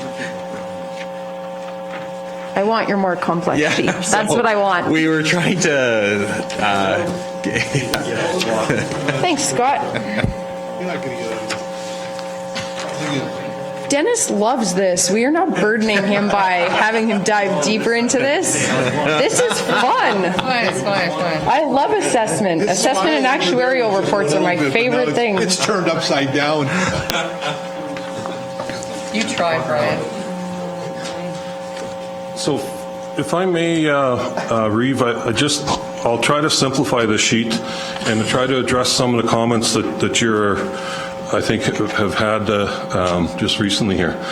So the green numbers, if you look towards the bottom portion of the sheet, that's what the percentage of tax distribution between farmland, residential, and non-res. And if we look towards the left-hand side, there's a yellow column. That's what the 2021 taxes worked out to be after the year-end assessment changes. And you can see the percentage of the taxes. Farmland is 8.87. Now this is 2021 tax revenue. Residential is 14.75 and non-res is 76.38%. The option that we presented to you is under the green option to distribute the tax burden evenly to generate the $29,346,251, which is shown towards the bottom left-hand side. That's the budget number that I believe shows on the second part of the presentation that Joel alluded to. That $29,346,251. That's on the 2022 tax levy summary. So by spreading the tax burden evenly, we keep the same percentage of the pie, 8.87 for farmland, 14.75 for non-residential, and 76.39. The respective mill rates would be right at the top of that option there. So the mill rate for farmland would actually see like a 3.5% change in the mill rate, but that's so they would pay the same percentage of the pie. So just want to make sure you understand, that sounds like a big increase, but that's to maintain the same percentage of the property tax burden pie, if you will. Whereas residential, their mill rate would go 3.462, and their mill rate actually decreases because there's an increase in the assessment from new assessment, plus there is market value changes. And non-residential would just see a nominal change as well, a slight increase because there wasn't as much increase in the non-residential assessment. Now, this sheet also presents the option that I think you guys wanted to maybe consider, is to lighten the burden on farmland and residential and maybe shift the burden to non-res. And that would be option 3. What that does is that only allocates 1% tax increase to farm and res, and then shifts more of the burden to non-res. And then option 2 is does the reverse. It actually allocates a little more to res and farmland and slightly less to non-res. So I'll give you a moment to digest or entertain any questions.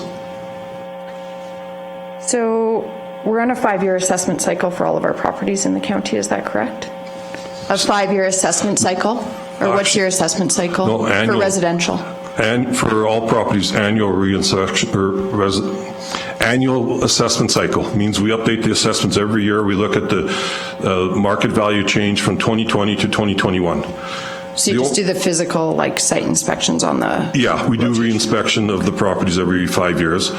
Just a refresher from the Assessment 101, farmland is the only assessment that either erodes or stays stagnant because it's a regulated value, there's no change in the assessment. Whereas residential, non-res can see some fluctuations up or down depending what happens in that sector. Non-res has typically, last couple of years, has seen a reduction or minor change compared to residential. Last year, residential, when I say last year, I mean the 2020 assessment for 2021 tax year. Residential saw a decrease, but now that for 2021 assessment, 2022 tax year, residentially speaking, basically rebounded back from the market value reduction that happened for the previous year.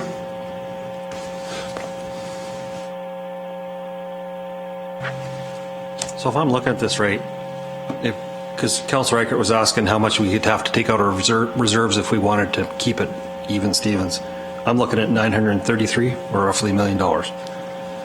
Yeah, and that, I believe, would just be...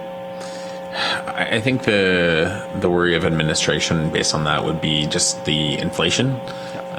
So our expenditures are around 40, well, they would balance it to that around 40, maybe a little bit less, 30 some, excluding transfers to reserves.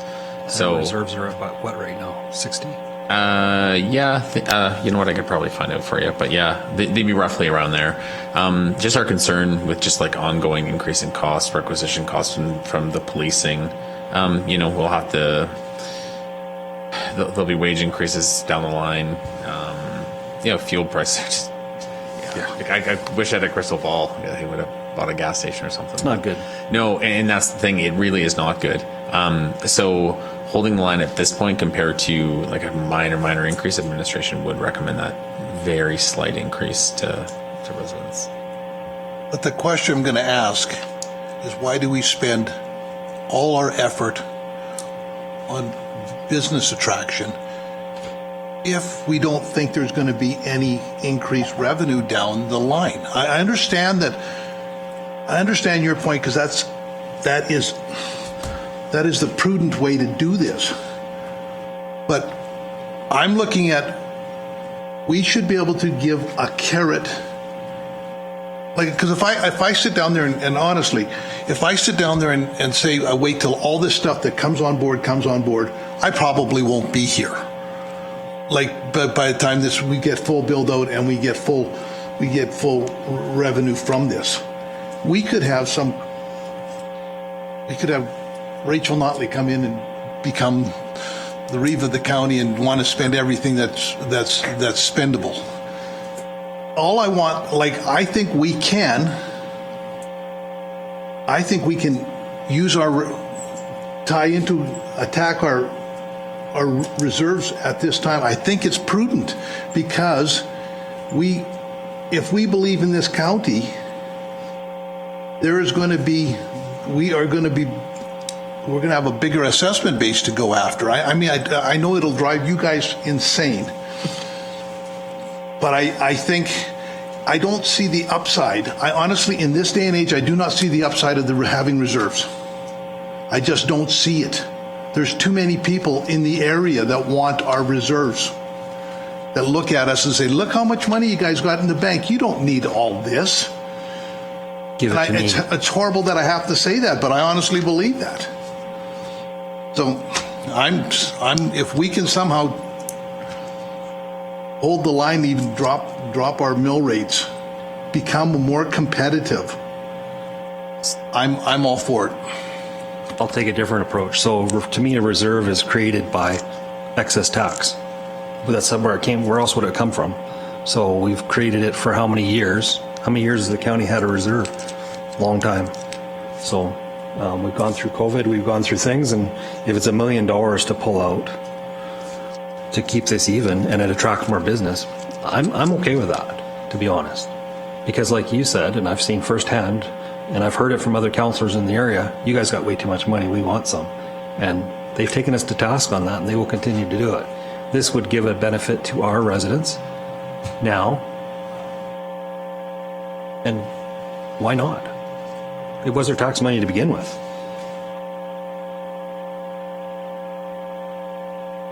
How much will we make off $60 million in a year in interest? A couple $100,000?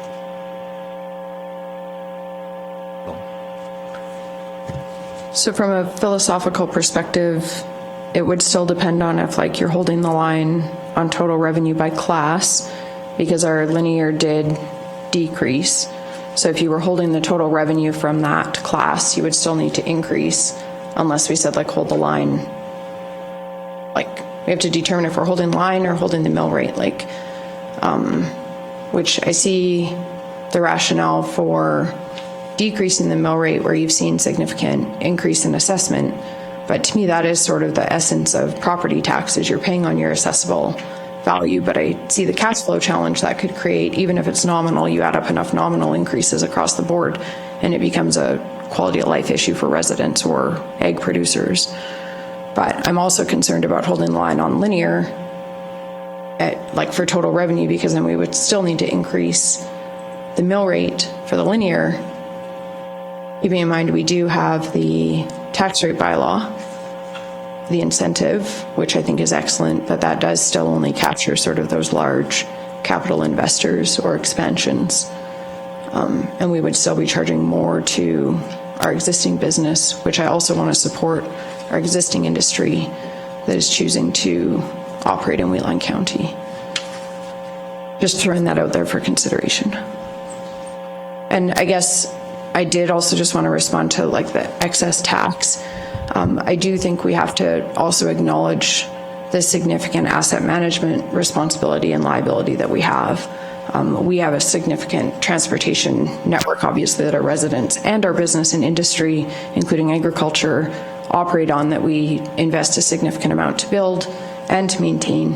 And so while you could look at it as having overtaxed, you could also look at it as prudent financial management, so that we have the funds in place to do that capital planning and to do those maintenance that is required in those significant infrastructure investments that the county has. So I think we just have to be careful. And I know we're working on asset management, which will give us a better idea of how underfunded that likely is long term. But that will take some time to get that information. Councillor Bigger and CAO Henderson, I think, had comments as well.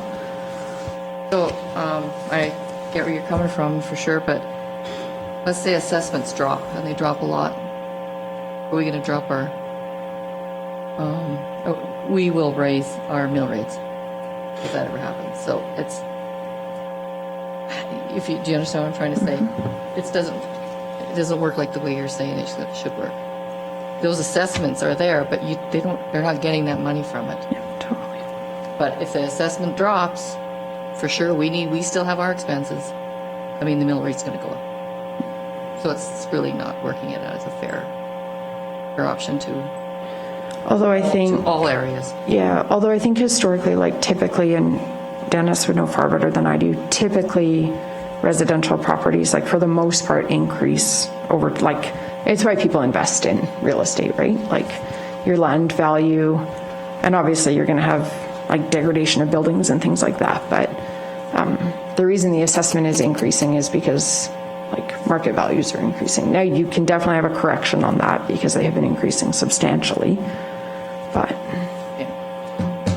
and I get what you're saying, and that's the essence of why administration is recommending the nominal increase, is because you cannot, in perpetuity, count on necessarily increased assessment that outpaces inflation. Yeah, and the one thing that we can kind of point out, and I'm actually looking at our draft financial statements ahead of us. Finance did a really good job this year and got it done way ahead of schedule last year. So right now I'm looking at our net book value of assets. So our net book value is kind of the current value of all of our assets on our books. So right now we have a current net book value of $230 million of assets that at some point in time need to be replaced. So in our 2022 budget, we have Range Road 205. I think the price tag around that one is around $5 million. We have Township Road 272, that slide up in Division 7. So that one is, I think we have budgeted for $900,000. However, good news on that one's going to come in significantly under budget. And Brad's going to report on that one next meeting. We have just various infrastructure that we need to put in. So a great example is, council is working towards a long-term infrastructure wastewater solution in Muirfield, right? And if we don't have any money to kind of back it, you kind of see other municipalities that kind of see themselves in a situation where they have no reserves left. They may want to do a project, they can't do it because they don't have the debt limits. They can't borrow anything else. So ultimately, I think council just needs to consider when they're doing this stuff, it's like, okay, sure, you can hold the line, that's great, but you do have $230 million of assets that at some point need to be replaced. And that's just the net book value. I can pull up the schedule here. I think the schedule is like $500 million of assets, the actual cost to the county. So that is kind of why those exist. We're still rolling out that infrastructure, bridges, paving, unpaved roads, infrastructure. We want to do investment in certain regions of the county to broaden that assessment base too, right? So ultimately, yes, it may seem like we have lots. We definitely don't have the most in the province, that's for sure. We are very fortunate here in Wheatland to have lots of natural gas reserves here that companies are required to drill, and they're assessed on those wells. So yeah, I think that's kind of just concludes the points I wanted to bring up to council today. If I may, Reeve, I just wanted to touch a little comment on your first sort of commentary about the linear assessment. Unfortunately, in linear, we don't have the ability to set a different mill rate for them. It gets lumped in with the non-residential. We were fortunate this year that our linear didn't decrease significantly. If you look at that sheet that the long sheet here, if you look at the linear assessment, they're about a 0.49% reduction in assessment. It's on the second middle area. If you look, you can see the middle area here. The linear was 1.27 billion, and now it's dropped to 1.264. And my prediction is that linear assessment isn't going to keep increasing. If anything, the wells and pipelines, they've shut in lots. They've hopefully shut in, but that sector is probably the most unstable sector of the assessment because first off, it's a regulated value. The province in the past has given a bit of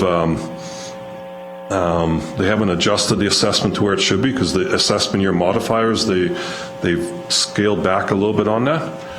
And so I think my suggestion or commentary is just to remind council of that this year, spreading the burden evenly, or if you even choose to spread it whichever way, keep in the back of your mind that our linear assessment is a large component of our assessment base, and it's a significant component of our tax base. If you look at that middle area, it's about 38% of our tax revenue.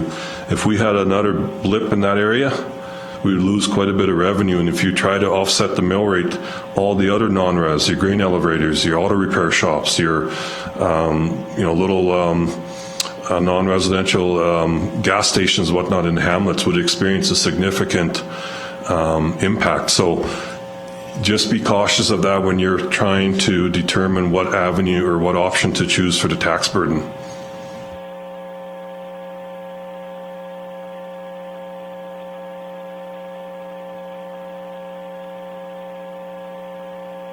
I just want to say we're blessed to be in this county to have these options available. You look at a lot of our urban partners, they don't have these options available. They only have the cut service or increased tax. We have some reserves to work with. Rainy day funds, 60 million is not a lot of money, and $1 million is not a lot of money out of that either. So we could, like $1 million is easy to spend, but you know, perspective wise, it's not a bunch. So question to administration, we also have a strategic planning session scheduled for a week from today. I know that we had planned to have, like, obviously some of our strategic priorities play into how we sort of delineate the tax burden. We have this information. I think it's important that we all take this and analyze it. We will be bringing this back on April 5th. I believe we have a motion on the floor to accept for information, I believe. Shanna's confirming. Maybe what I will ask, just because I know administration will need some time, if we want to be looking at different options, I know I've heard, what would it look like to look at our reserves, that type of thing. If we can just make any requests for that information either now, and I agree, I would like to just see an update on our reserves where they're at. I know we will also be seeing that shortly, through our statements. But if we could have that ready for council to review, in conjunction with this as well. If there's other information outside of that that we'll require for making this decision, just because we do need our tax rate bylaw to finalize our budget. I think you said April 5th you'd like to finalize tax rate bylaw.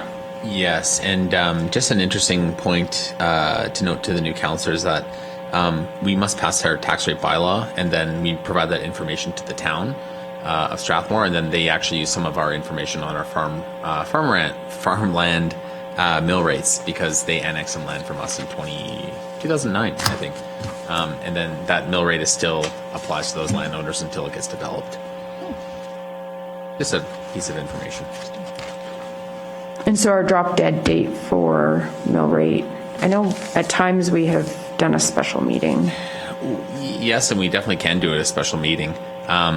So kind of just process-wise, there's just two steps that we need to take. One, confirm the amount of municipal revenue, and we do that by passing the budget. And then after the budget's passed, then we pass the tax bylaw after that. And those processes are kind of set out in the MGA, so that's what we follow.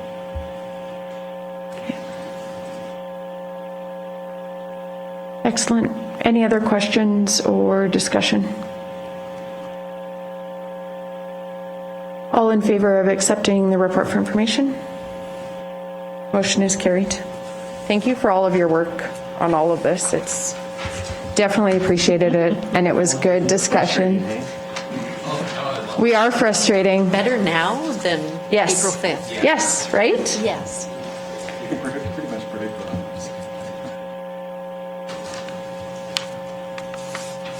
We will move to 2.36.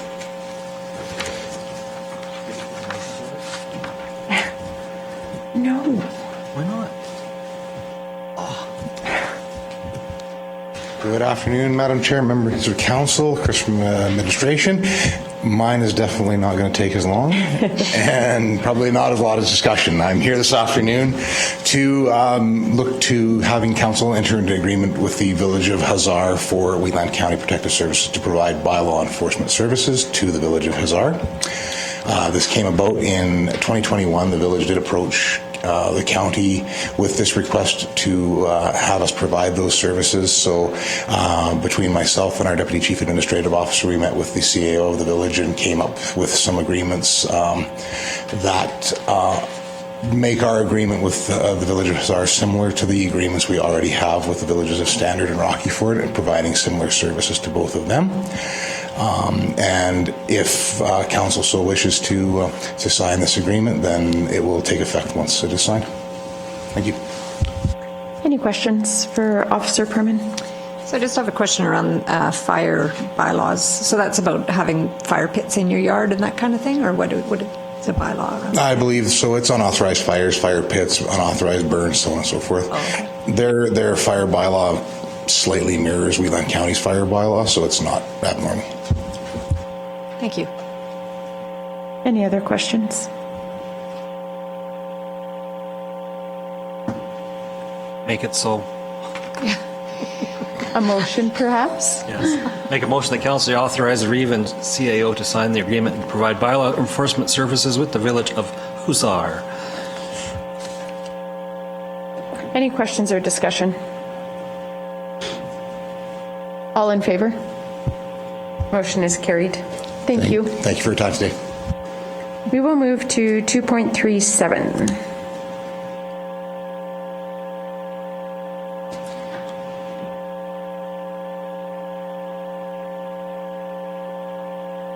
Afternoon, Council. Good afternoon. Today I'm here to present some information on... Sorry, I'll just repeat. I thought I was loud. I'm here to present some information on the Clean Energy Improvement Program, which is a property-assessed clean energy program that is being used in several jurisdictions in Canada. I just want to go... Matt, can we get the report up there? Is it possible? Yeah. So it's being used in several jurisdictions in Canada, including there is a scan in there. Am I able to... Sorry. Just seeing if I can control this so I can go through here. How do I... Sorry. Apologize. This one? I just want to... Oh, sorry, I'm in Chrome. Oh, Chrome. Yeah, Okay, that's sorry what about I'm that. thinking. It's probably under council agenda. It's on the side there. 3.36. Just click right there. Ah, gotcha. Perfect. Oh. Good. Okay, I just wanted to go into the actual report itself. Here we go. It came about as a request from council to bring back some information to look at the program. It isn't being used regionally as far as our neighbors are concerned. The city of Calgary, Edmonton, the program is mainly used by urbans. The only example of a rural municipality in Alberta is Beaver County, which is east of Edmonton, that is a member of one of the next cohorts, so they may introduce that program. However, it isn't being used by any, as I was saying, any of the other rural municipalities to date. It is used by some small urbans, including the village of Sterling, which is near Lethbridge, the city of Lethbridge, and it's used by many of the other main cities, Lethbridge being one of the municipalities I was able to get some good information on. So in a nutshell, the program provides funds for clean energy improvements or things like solar panels for residential homeowners. Can be used by agricultural, for farming operations, for example, and can be used by non-residential businesses, including light and medium industrial. It excludes heavy industrial. They use the Municipal Government Act to classify light and medium industrial. The program itself would require the county to provide funds for the energy improvements. There isn't any grants available from the government, any pots of money that we can tap into to provide these improvements. The county would have to source funds could be from reserves, or it could be loans through banks or credit institutions to provide a pot of money that would then be provided to people making clean energy improvements. The money's provided up front and then it's paid back over property tax throughout a period of time, could be 20 years. We can assign an interest rate to that, but in essence, the county itself is the one sourcing the funds, providing the funds. The program is run through the AMSC, Alberta Municipal Services Corporation. They will have a list of vetted and approved contractors who will provide the services, whether it be windows, furnace, solar panel installation, etc. I just want to go to the scan in here. Just kind of look at what some of the other municipalities are doing. So the town of Devon and Rocky Mountain House were two of the municipalities that presented. Administration, myself, and finance attended several sessions with AMSC to understand the CEIP program, Clean Energy Improvement Program, and one of the sessions featured 2 municipalities sharing their experiences in the implementation.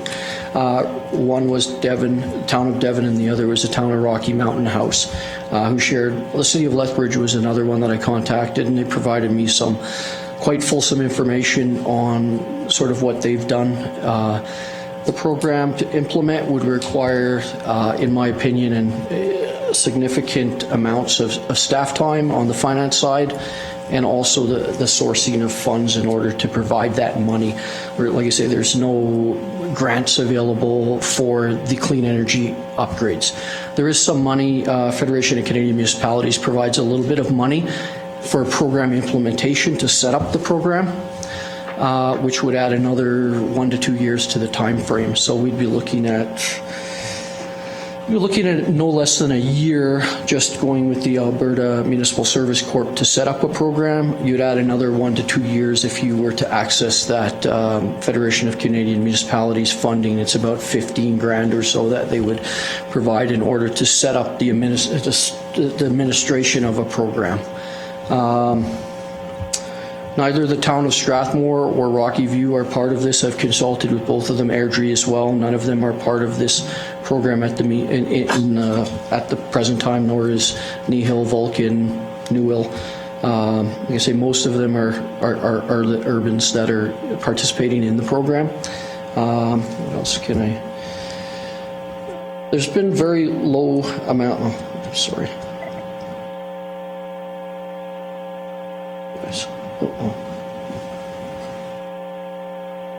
I have to do these more often. I'll be sorry about that.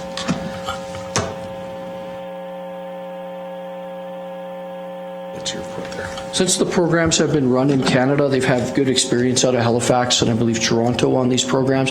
They've had very low rates of default, considering that it is a property secured program. So provided, I guess, a property can be sold for, the money could be recouped. If a property is sold, it has to be presented up front to the new buyer that there's this additional property tax that you will need to pay in order to cover these clean energy improvements. But that must be, and then there would be liens placed on the property. What else can I think what else I can tell you here. Provided by Bill 10, which is the regulation. There's actually, sorry, not Bill 10. The regulation is, in fact, 212-2018, Clean Energy Improvements Regulation. Alberta government had originally a bill and then a regulation which allows this. It states in there things like the maximum amounts that can be provided for a specific class of property. For example, no less than $3,000 for residential improvement, and does not exceed $50,000 for residential. For non-residential, $1 million. Farmland, $300,000. Like I said, municipalities have different amounts that they've dedicated to this program. And I found out through the scan that I did as low as, I believe, $200,000 in the town of Sterling. My main concern with the program, I mean, after doing consultation, would be the amount of increased administration time, and also the fact that the program funds would have to be sourced by the municipality, that there are no grants available. There are other programs out there, like Mission Reduction Alberta, for example, has funds that are fund business improvements. There's other programs that do things quite differently, but are not property secured as this program is. What else can I tell you? Any questions regarding the program? So you're saying increased staff. What are you thinking? One extra person or a whole team? I'll let Tracy kind of. It'd be more of a finance and collaboration with planning and development likely to implement. Yes, I'd look at it as a team approach. We would need to create a bylaw first and enroll in the program, and I think it takes, you may have said this, like 6 months and a year to 2 years, about a year likely. Right. And then even things like I think about, okay, if a resident applies for this and they want to replace we would then reach out to planning, like who checks to see that that was done?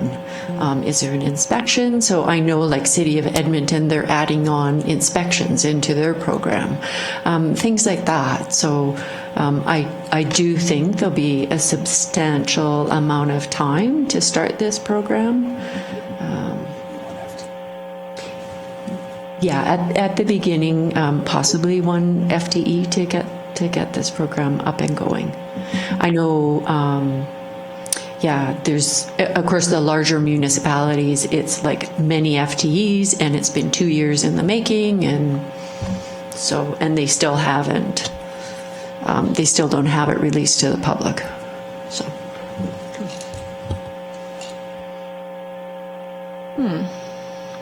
Another aspect, I guess, of that as well is that if we are to access the Federation of Canadian Municipality money, we have to do a market study, which they're looking at a time frame of approximately a year. The program, the Clean Energy Improvement Program in Alberta runs on cohorts. There's no active cohort available at the current time. There are already cohorts that they have planned with members registered, municipalities registered. So they run it on that kind of a model. So I don't believe there's anything open till later in 2022, and then the implementation is dependent on what type of funds are accessed, whether the Federation of Canadian Municipality funds are sourced or not. But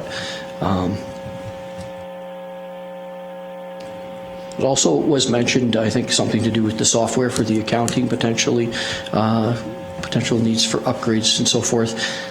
We did attend what do they call that again? Where the two towns shared, the two municipalities shared their experiences. What did they call that?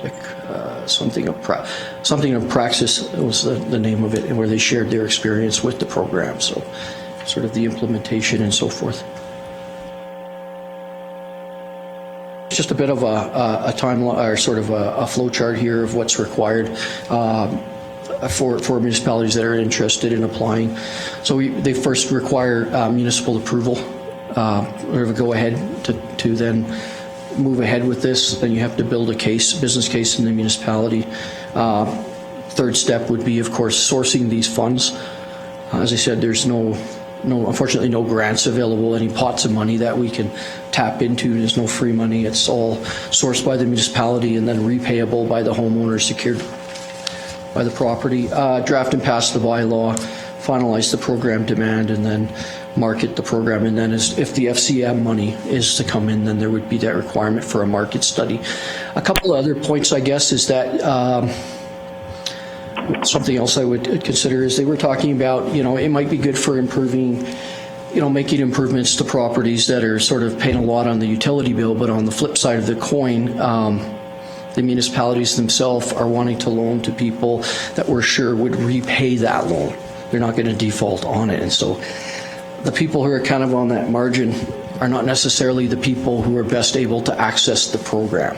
So that was a question that came up through, it's called Code of Praxis, sorry, the session that we attended.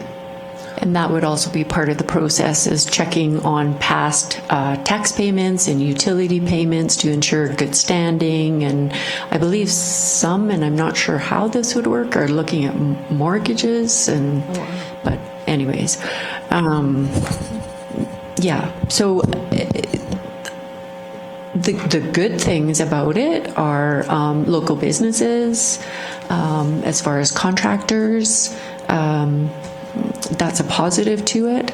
So, yeah, those contractors are approved by the Alberta Municipal Service Corp. They have a process where you're an approved contractor that can then supply services to the program. They screen the contractors, and then they also do the they vet the applications and so forth. But the question did come up through the what were they called again?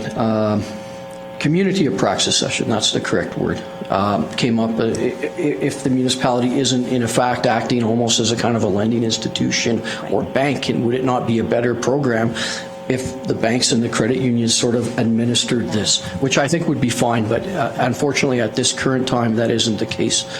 We're almost acting like a lending institution, for better or worse.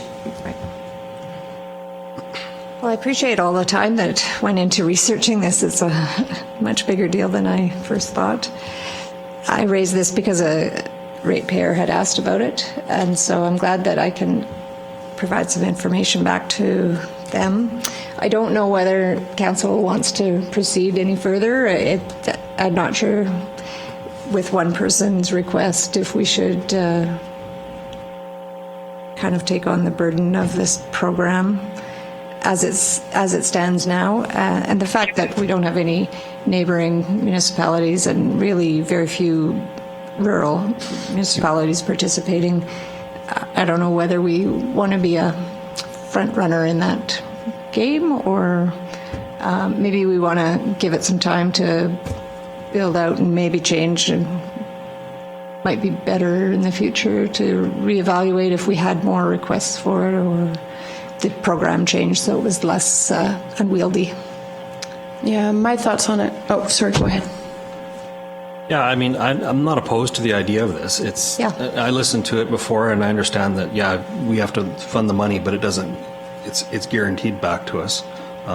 It's negligible. And it is a way for people to invest in their property and maybe save some money, which is not a bad thing.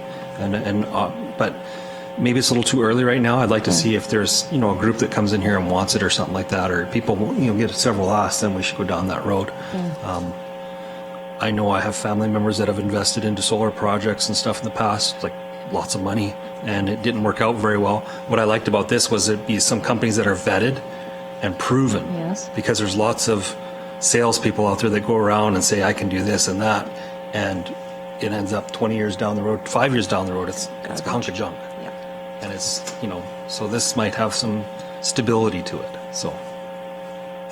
Yeah, and I would agree with the comments that have been stated. I think for me, it just comes down to staff capacity, and I think administration pointed it out in the RFD. Just given our limited capacity, where is our strategic focus? To me, I just don't think that we have the scale to make this work, given what I would, and it's conjecture, but what I would predict would be the uptake on the program, and balancing that with like the required staff time. If we were a larger municipality or we had more demand, like the percentage rates I think could make sense, because you're obviously getting a higher return than you would on our investments, but I don't think at the scale of uptake that we would see, it would offset like the capacity that we would need to direct this. There are two programs that I will just share, because I know we do have ratepayers that have utilized them. The Canada Greener Homes Grant is a federal program that does provide a grant for homeowners who are looking to increase efficiencies in their home. So that's a good one. And then this is more specific, but the provincial government has the Seniors Home Adaptation and Repair Program. And I have pointed seniors to that program. It's a sort of similar to this in that it's a repayable loan, but the seniors don't need to repay it sort of while they're living in their home. So it kind of contributes to that aging in place, where it's almost like a second mortgage, but you don't need to repay it until you sell your home or pass on and are no longer living at home. So just kind of a way to defer those payments. The other thing that comes to mind with this is we do have private lending institutes, obviously, that could provide the same service and do all of the vetting like through their processes. And I'd probably point like the odd ratepayer who's looking to do some of these improvements like to that sector, just because they have the scale to do it more efficiently than we would. So I have nothing against the program. I think on a large scale it probably makes a lot of sense, but and I do appreciate the work that went into it. It gave me a much better understanding of the program than I could find online. So it was excellent background and context. At this point, I think my preference would be just to accept for information, and then we have the information, and if we start hearing much more demand for this, some of the triggers like the energy prices I think are may bring this Back again, sooner. to a higher priority for people potentially, but that's my thoughts. Council's wishes. Councillor Larson wants to say. Oh, sorry, Councillor Larson. No problem. Okay, so just a quick question again for you guys. Knowing that you've already put a pretty significant amount of work in this, right? and that administration's recommending that we get the future information, timeline, steps, and financing options required. And given that what you've heard today, likelihood of us approving it's, kind of low. Would you recommend that we go ahead with that anyway, just because it might change things, or should we just let it go? I always hate to see people do a lot of work for nothing. No, I get your point. Matt, do you want to address? Sure. Great question. I would recommend, ultimately, just with the flavor of council, I don't think it's bad information to have, but knowing the steps that are we'll have to go through, but also knowing the fact that there is no cohort being taken in, judging by the conversation, it's always something we could resurrect. I would recommend just receiving this for information today. But ultimately the motion was crafted, to your point, keeping in mind that we could potentially move forward. The wording was there, accurate wording that the team put together, but I would just recommend receiving as information today. I would agree. Yeah, good question. Absolutely. Councillor Then I was Larson. just going to move that we accept it as information Perfect. and say thank you very much, Jamie. That was a good job. Absolutely. Yeah, thank you so much. Any questions or discussion? All in favor? Motion is carried. We'll move to 2.38, Clooney Tree Replacement Community Engagement Results. Good afternoon. Good afternoon, Council. Dave from Administration, and I'm just presenting the Clooney Tree Replacement Community Engagement Results. This was kind of spurred on from a removal that needed to take place in Clooney, at the Clooney Hall site. We provided information about that removal to the community, and then we wanted to understand if there was support to replant those trees. So we had done a survey that was online from January 14th to the 6th, and attached just kind of the results of that survey. So based on the results of that survey, administration is planning on developing a work plan to have the trees replaced in the same general area with the top 3 selection of tree species. So I can answer any questions on that. That concludes my presentation. I just want to say I'm excited to see the tree planting. Yay. Fantastic. Me too. Council's wishes. I'll move that Council accepts the Clooney Tree Replacement Community Engagement Results Report dated March 22nd, 2022 as information. Any questions or discussion? All in favor? Motion is carried. Thanks, Dave. We'll move to 2.39, Community Benefits Agreement. Okay, Council, I understand that you were presented with the agreement. Is that correct? Okay, so this is an agreement for a Wheeland Wind project. They wanted to keep that agreement confidential, so that's why it was presented separately and not in the agenda package. So basically, the Wheeland Wind project wants to attribute annually a $25,000 donation to community groups and support community initiatives in the county. This is similar to another one that we did with East Solar project as well. So it's kind of a similar community benefits agreement. So the splits are kind of similar in that agreement as well. So I can answer any questions, I guess, on that agreement. Staff worked with Wheeland Wind on this agreement, going back and forth with amendments going through it. So that basically concludes my presentation. Thank you. Any questions regarding the agreement? Could I ask about how the Community Benefits Fund is administered? My department, or myself, I guess, Community Services will administer the program. Once those funds become available, then we're going to start that process of intake of the applications and administer that. So you'd advertise and get applications for them. That's correct, and then those recommendations are reviewed with myself, Community Services Coordinator, and then the business representative as well. We reviewed all those applications, and then the report will come to council for final approval to allot those funds. All right, thanks. Basically, that's how that. In administration, and it might be sitting here in my email, where we circulated the actual agreement. There should have been a printout of it as a supplemental.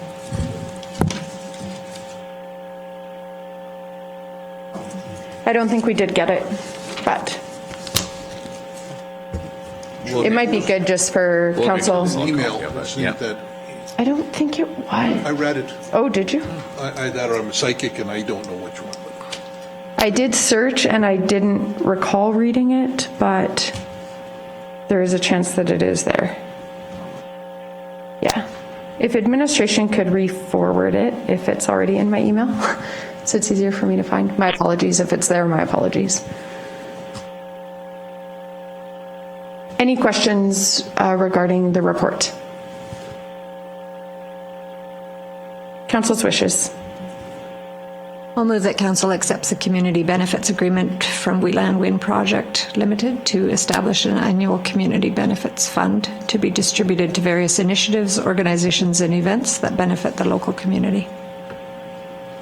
Any questions or discussion? And is council comfortable voting on this prior to seeing, or maybe we have read the agreement? If enough people have read the agreement, I know administration has gone through it carefully and obviously spent a substantial amount of time negotiating it. We do have we have another agreement that's in place. I'm assuming it would be modeled similarly. And council, I just circulated it to you. Perfect, thank you.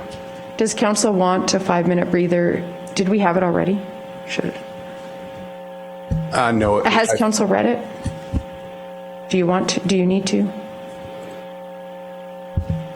I think it was just lost in translation. Okay. Yeah, but it is in your inbox now. Okay.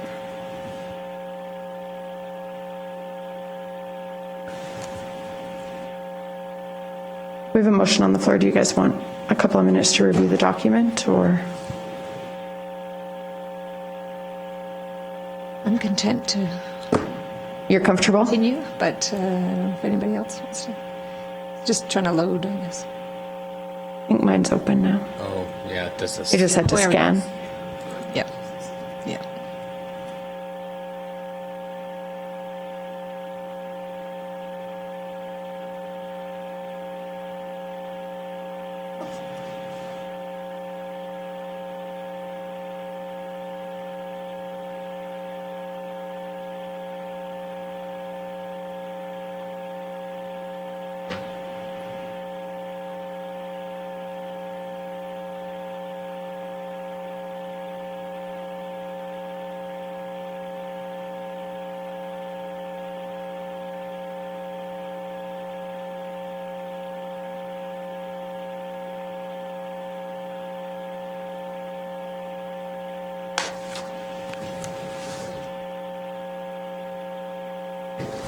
Does everybody feel prepared to vote? I'll call the question. All in favor? Donna? All in favor? I thought she was debating, thinking. Motion is carried. Thank you for bringing that. I appreciate it. Thank you. We'll move to 2.310, Access Road Maintenance Agreement for WRC Bulk Water Fill Station. Yes, good afternoon, Council. So on page 189 of your agenda package is a access road maintenance agreement for the WRC bulk water fill station. So all the information is in the agenda. So it has been an ask from the general manager of the WRC to provide snow clearing services to the bulk water station. Wheatland County residents do use this bulk water station frequently. We do believe it's in our best interest to do it as well. We would just have to enter into a access road maintenance agreement just because it is on off county property. If there are any questions, please let me know. Thank you. Any questions? I can provide a little background. As much as Public Works probably doesn't like doing these kind of things, I totally understand. But in order to keep cost of water down as low as we can, if we have to hire out a subcontractor to do this when the county forces are in the area, not necessarily having to be a priority thing, but when available. This is why the ask is here. There were some things that were maybe not thought out very well during the whole bulk water thing, but you know, we got there and nobody thought about cutting grass and things like that, but we're here now and this will help to keep the cost down. Perfect. Council's wishes. I'll make the motion as here. Do you want me to read it all out? The county authorized the Reeve and CAO to sign a presented road access agreement, maintenance agreement between Wheatland County and the Village of Rocky Ford for the purpose of providing county supplied snow plowing of the site access within the public water fill station located at the southeast corner of Southeast 32422 west of the 4th. There's a motion on the floor. Questions or discussion? I will clarify that Village of Rocky Ford is in here only for till its 5-year mark, and then the assets will transfer over to WRC completely. Yes, and the information for that is under the WRC financial statement. All the details. Just for clarification, because that's kind of a bone of contention sometimes. So. There's a term, they were the managing partner. Yeah. Any other questions or discussion? All in favor? Motion is carried. Thank you to the Public Works. Yes, thank you. So there is one item I think council may want to reconsider, just with the amendments. So Matt can probably speak to this one. Councillor Kessler did have to leave at 2:00, so Matt and I kind of have just a general solution on what we can do to, if council does choose to want to reconsider this bylaw. I think Matt can kind of outline that process. Absolutely. So thanks, Brian. So obviously there are two options for council with respect to the earlier bylaw, land use bylaw amendment reading 2021-34.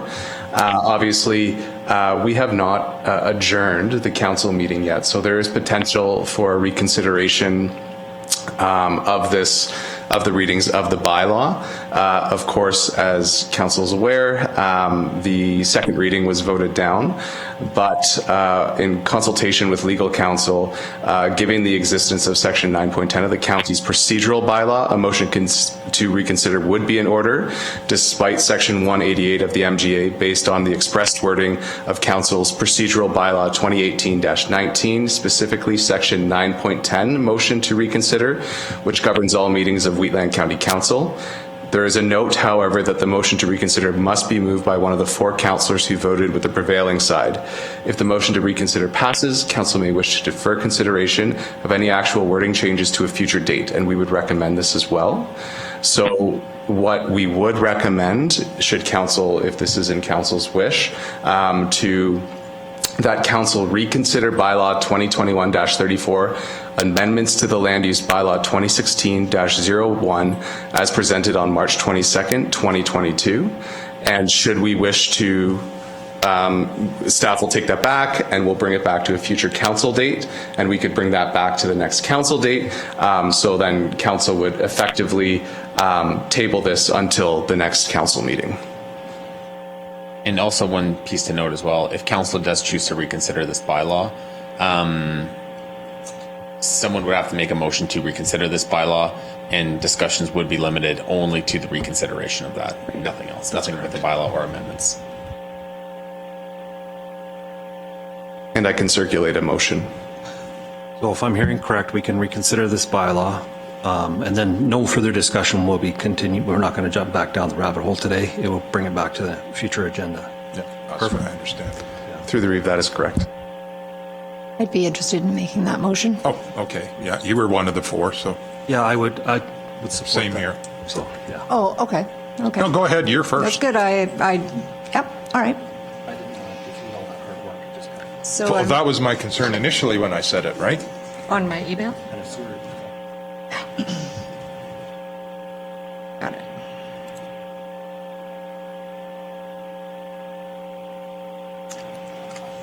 Okay, so I move that council reconsider bylaw 2021-34, amendments to land use bylaw 2016-01 as presented on March 22nd, 2022.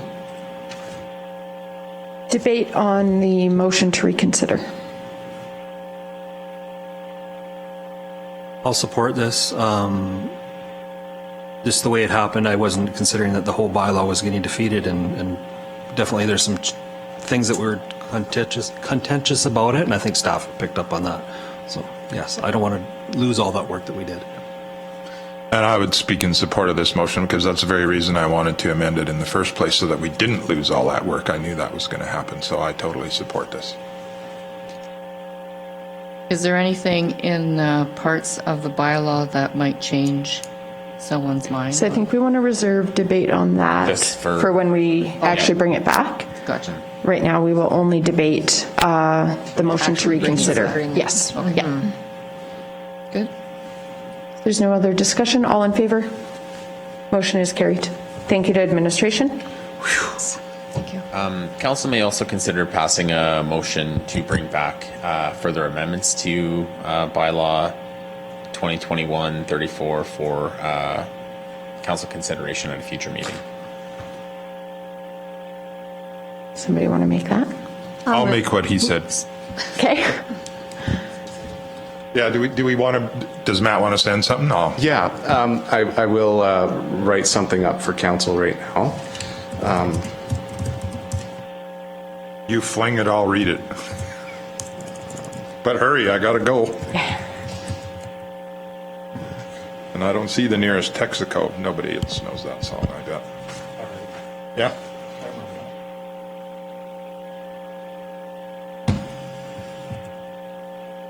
That's how old the song is. There hasn't been a Texaco around in ages.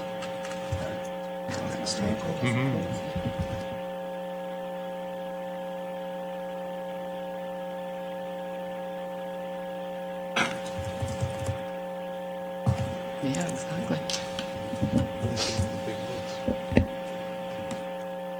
And council, it should be on its way. Okay. Looky there.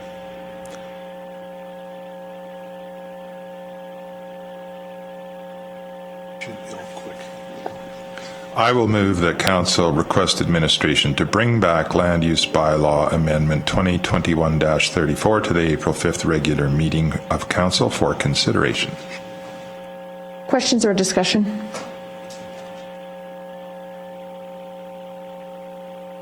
All in favor? Motion is carried. Super. And just prior to moving into closed session, we had a request from the owner of Logic Energy to present to council. Obviously, the time would be limited that Mr. Holden would join council during the closed session. Ultimately, council has the discretion to hear out Mr. Holden or not, and it would be just at council's will if they want to hear from him or not.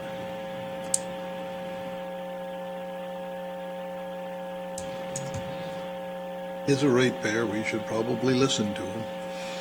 I have no problem with that as long as we can take a bio break quick. Yeah, we'll have to switch to our closed session line anyways, so does anybody object to hearing from Mr. Holden during the closed session regarding his correspondence? I can't recall, but I know we've had a similar request like this in the past, but do we have anybody present? It's at council's discretion. For myself, I think the information's here. Well, I don't need to hear anybody. So there's not consensus? No. Perhaps a motion and then we can test it by voting. I'll move that council hear from Gordon Holden regarding the correspondence from Logic Energy. Questions or debate? All in favor? Opposed? Motion is carried. I will move us into closed session and we'll just transition the line and reconvene in closed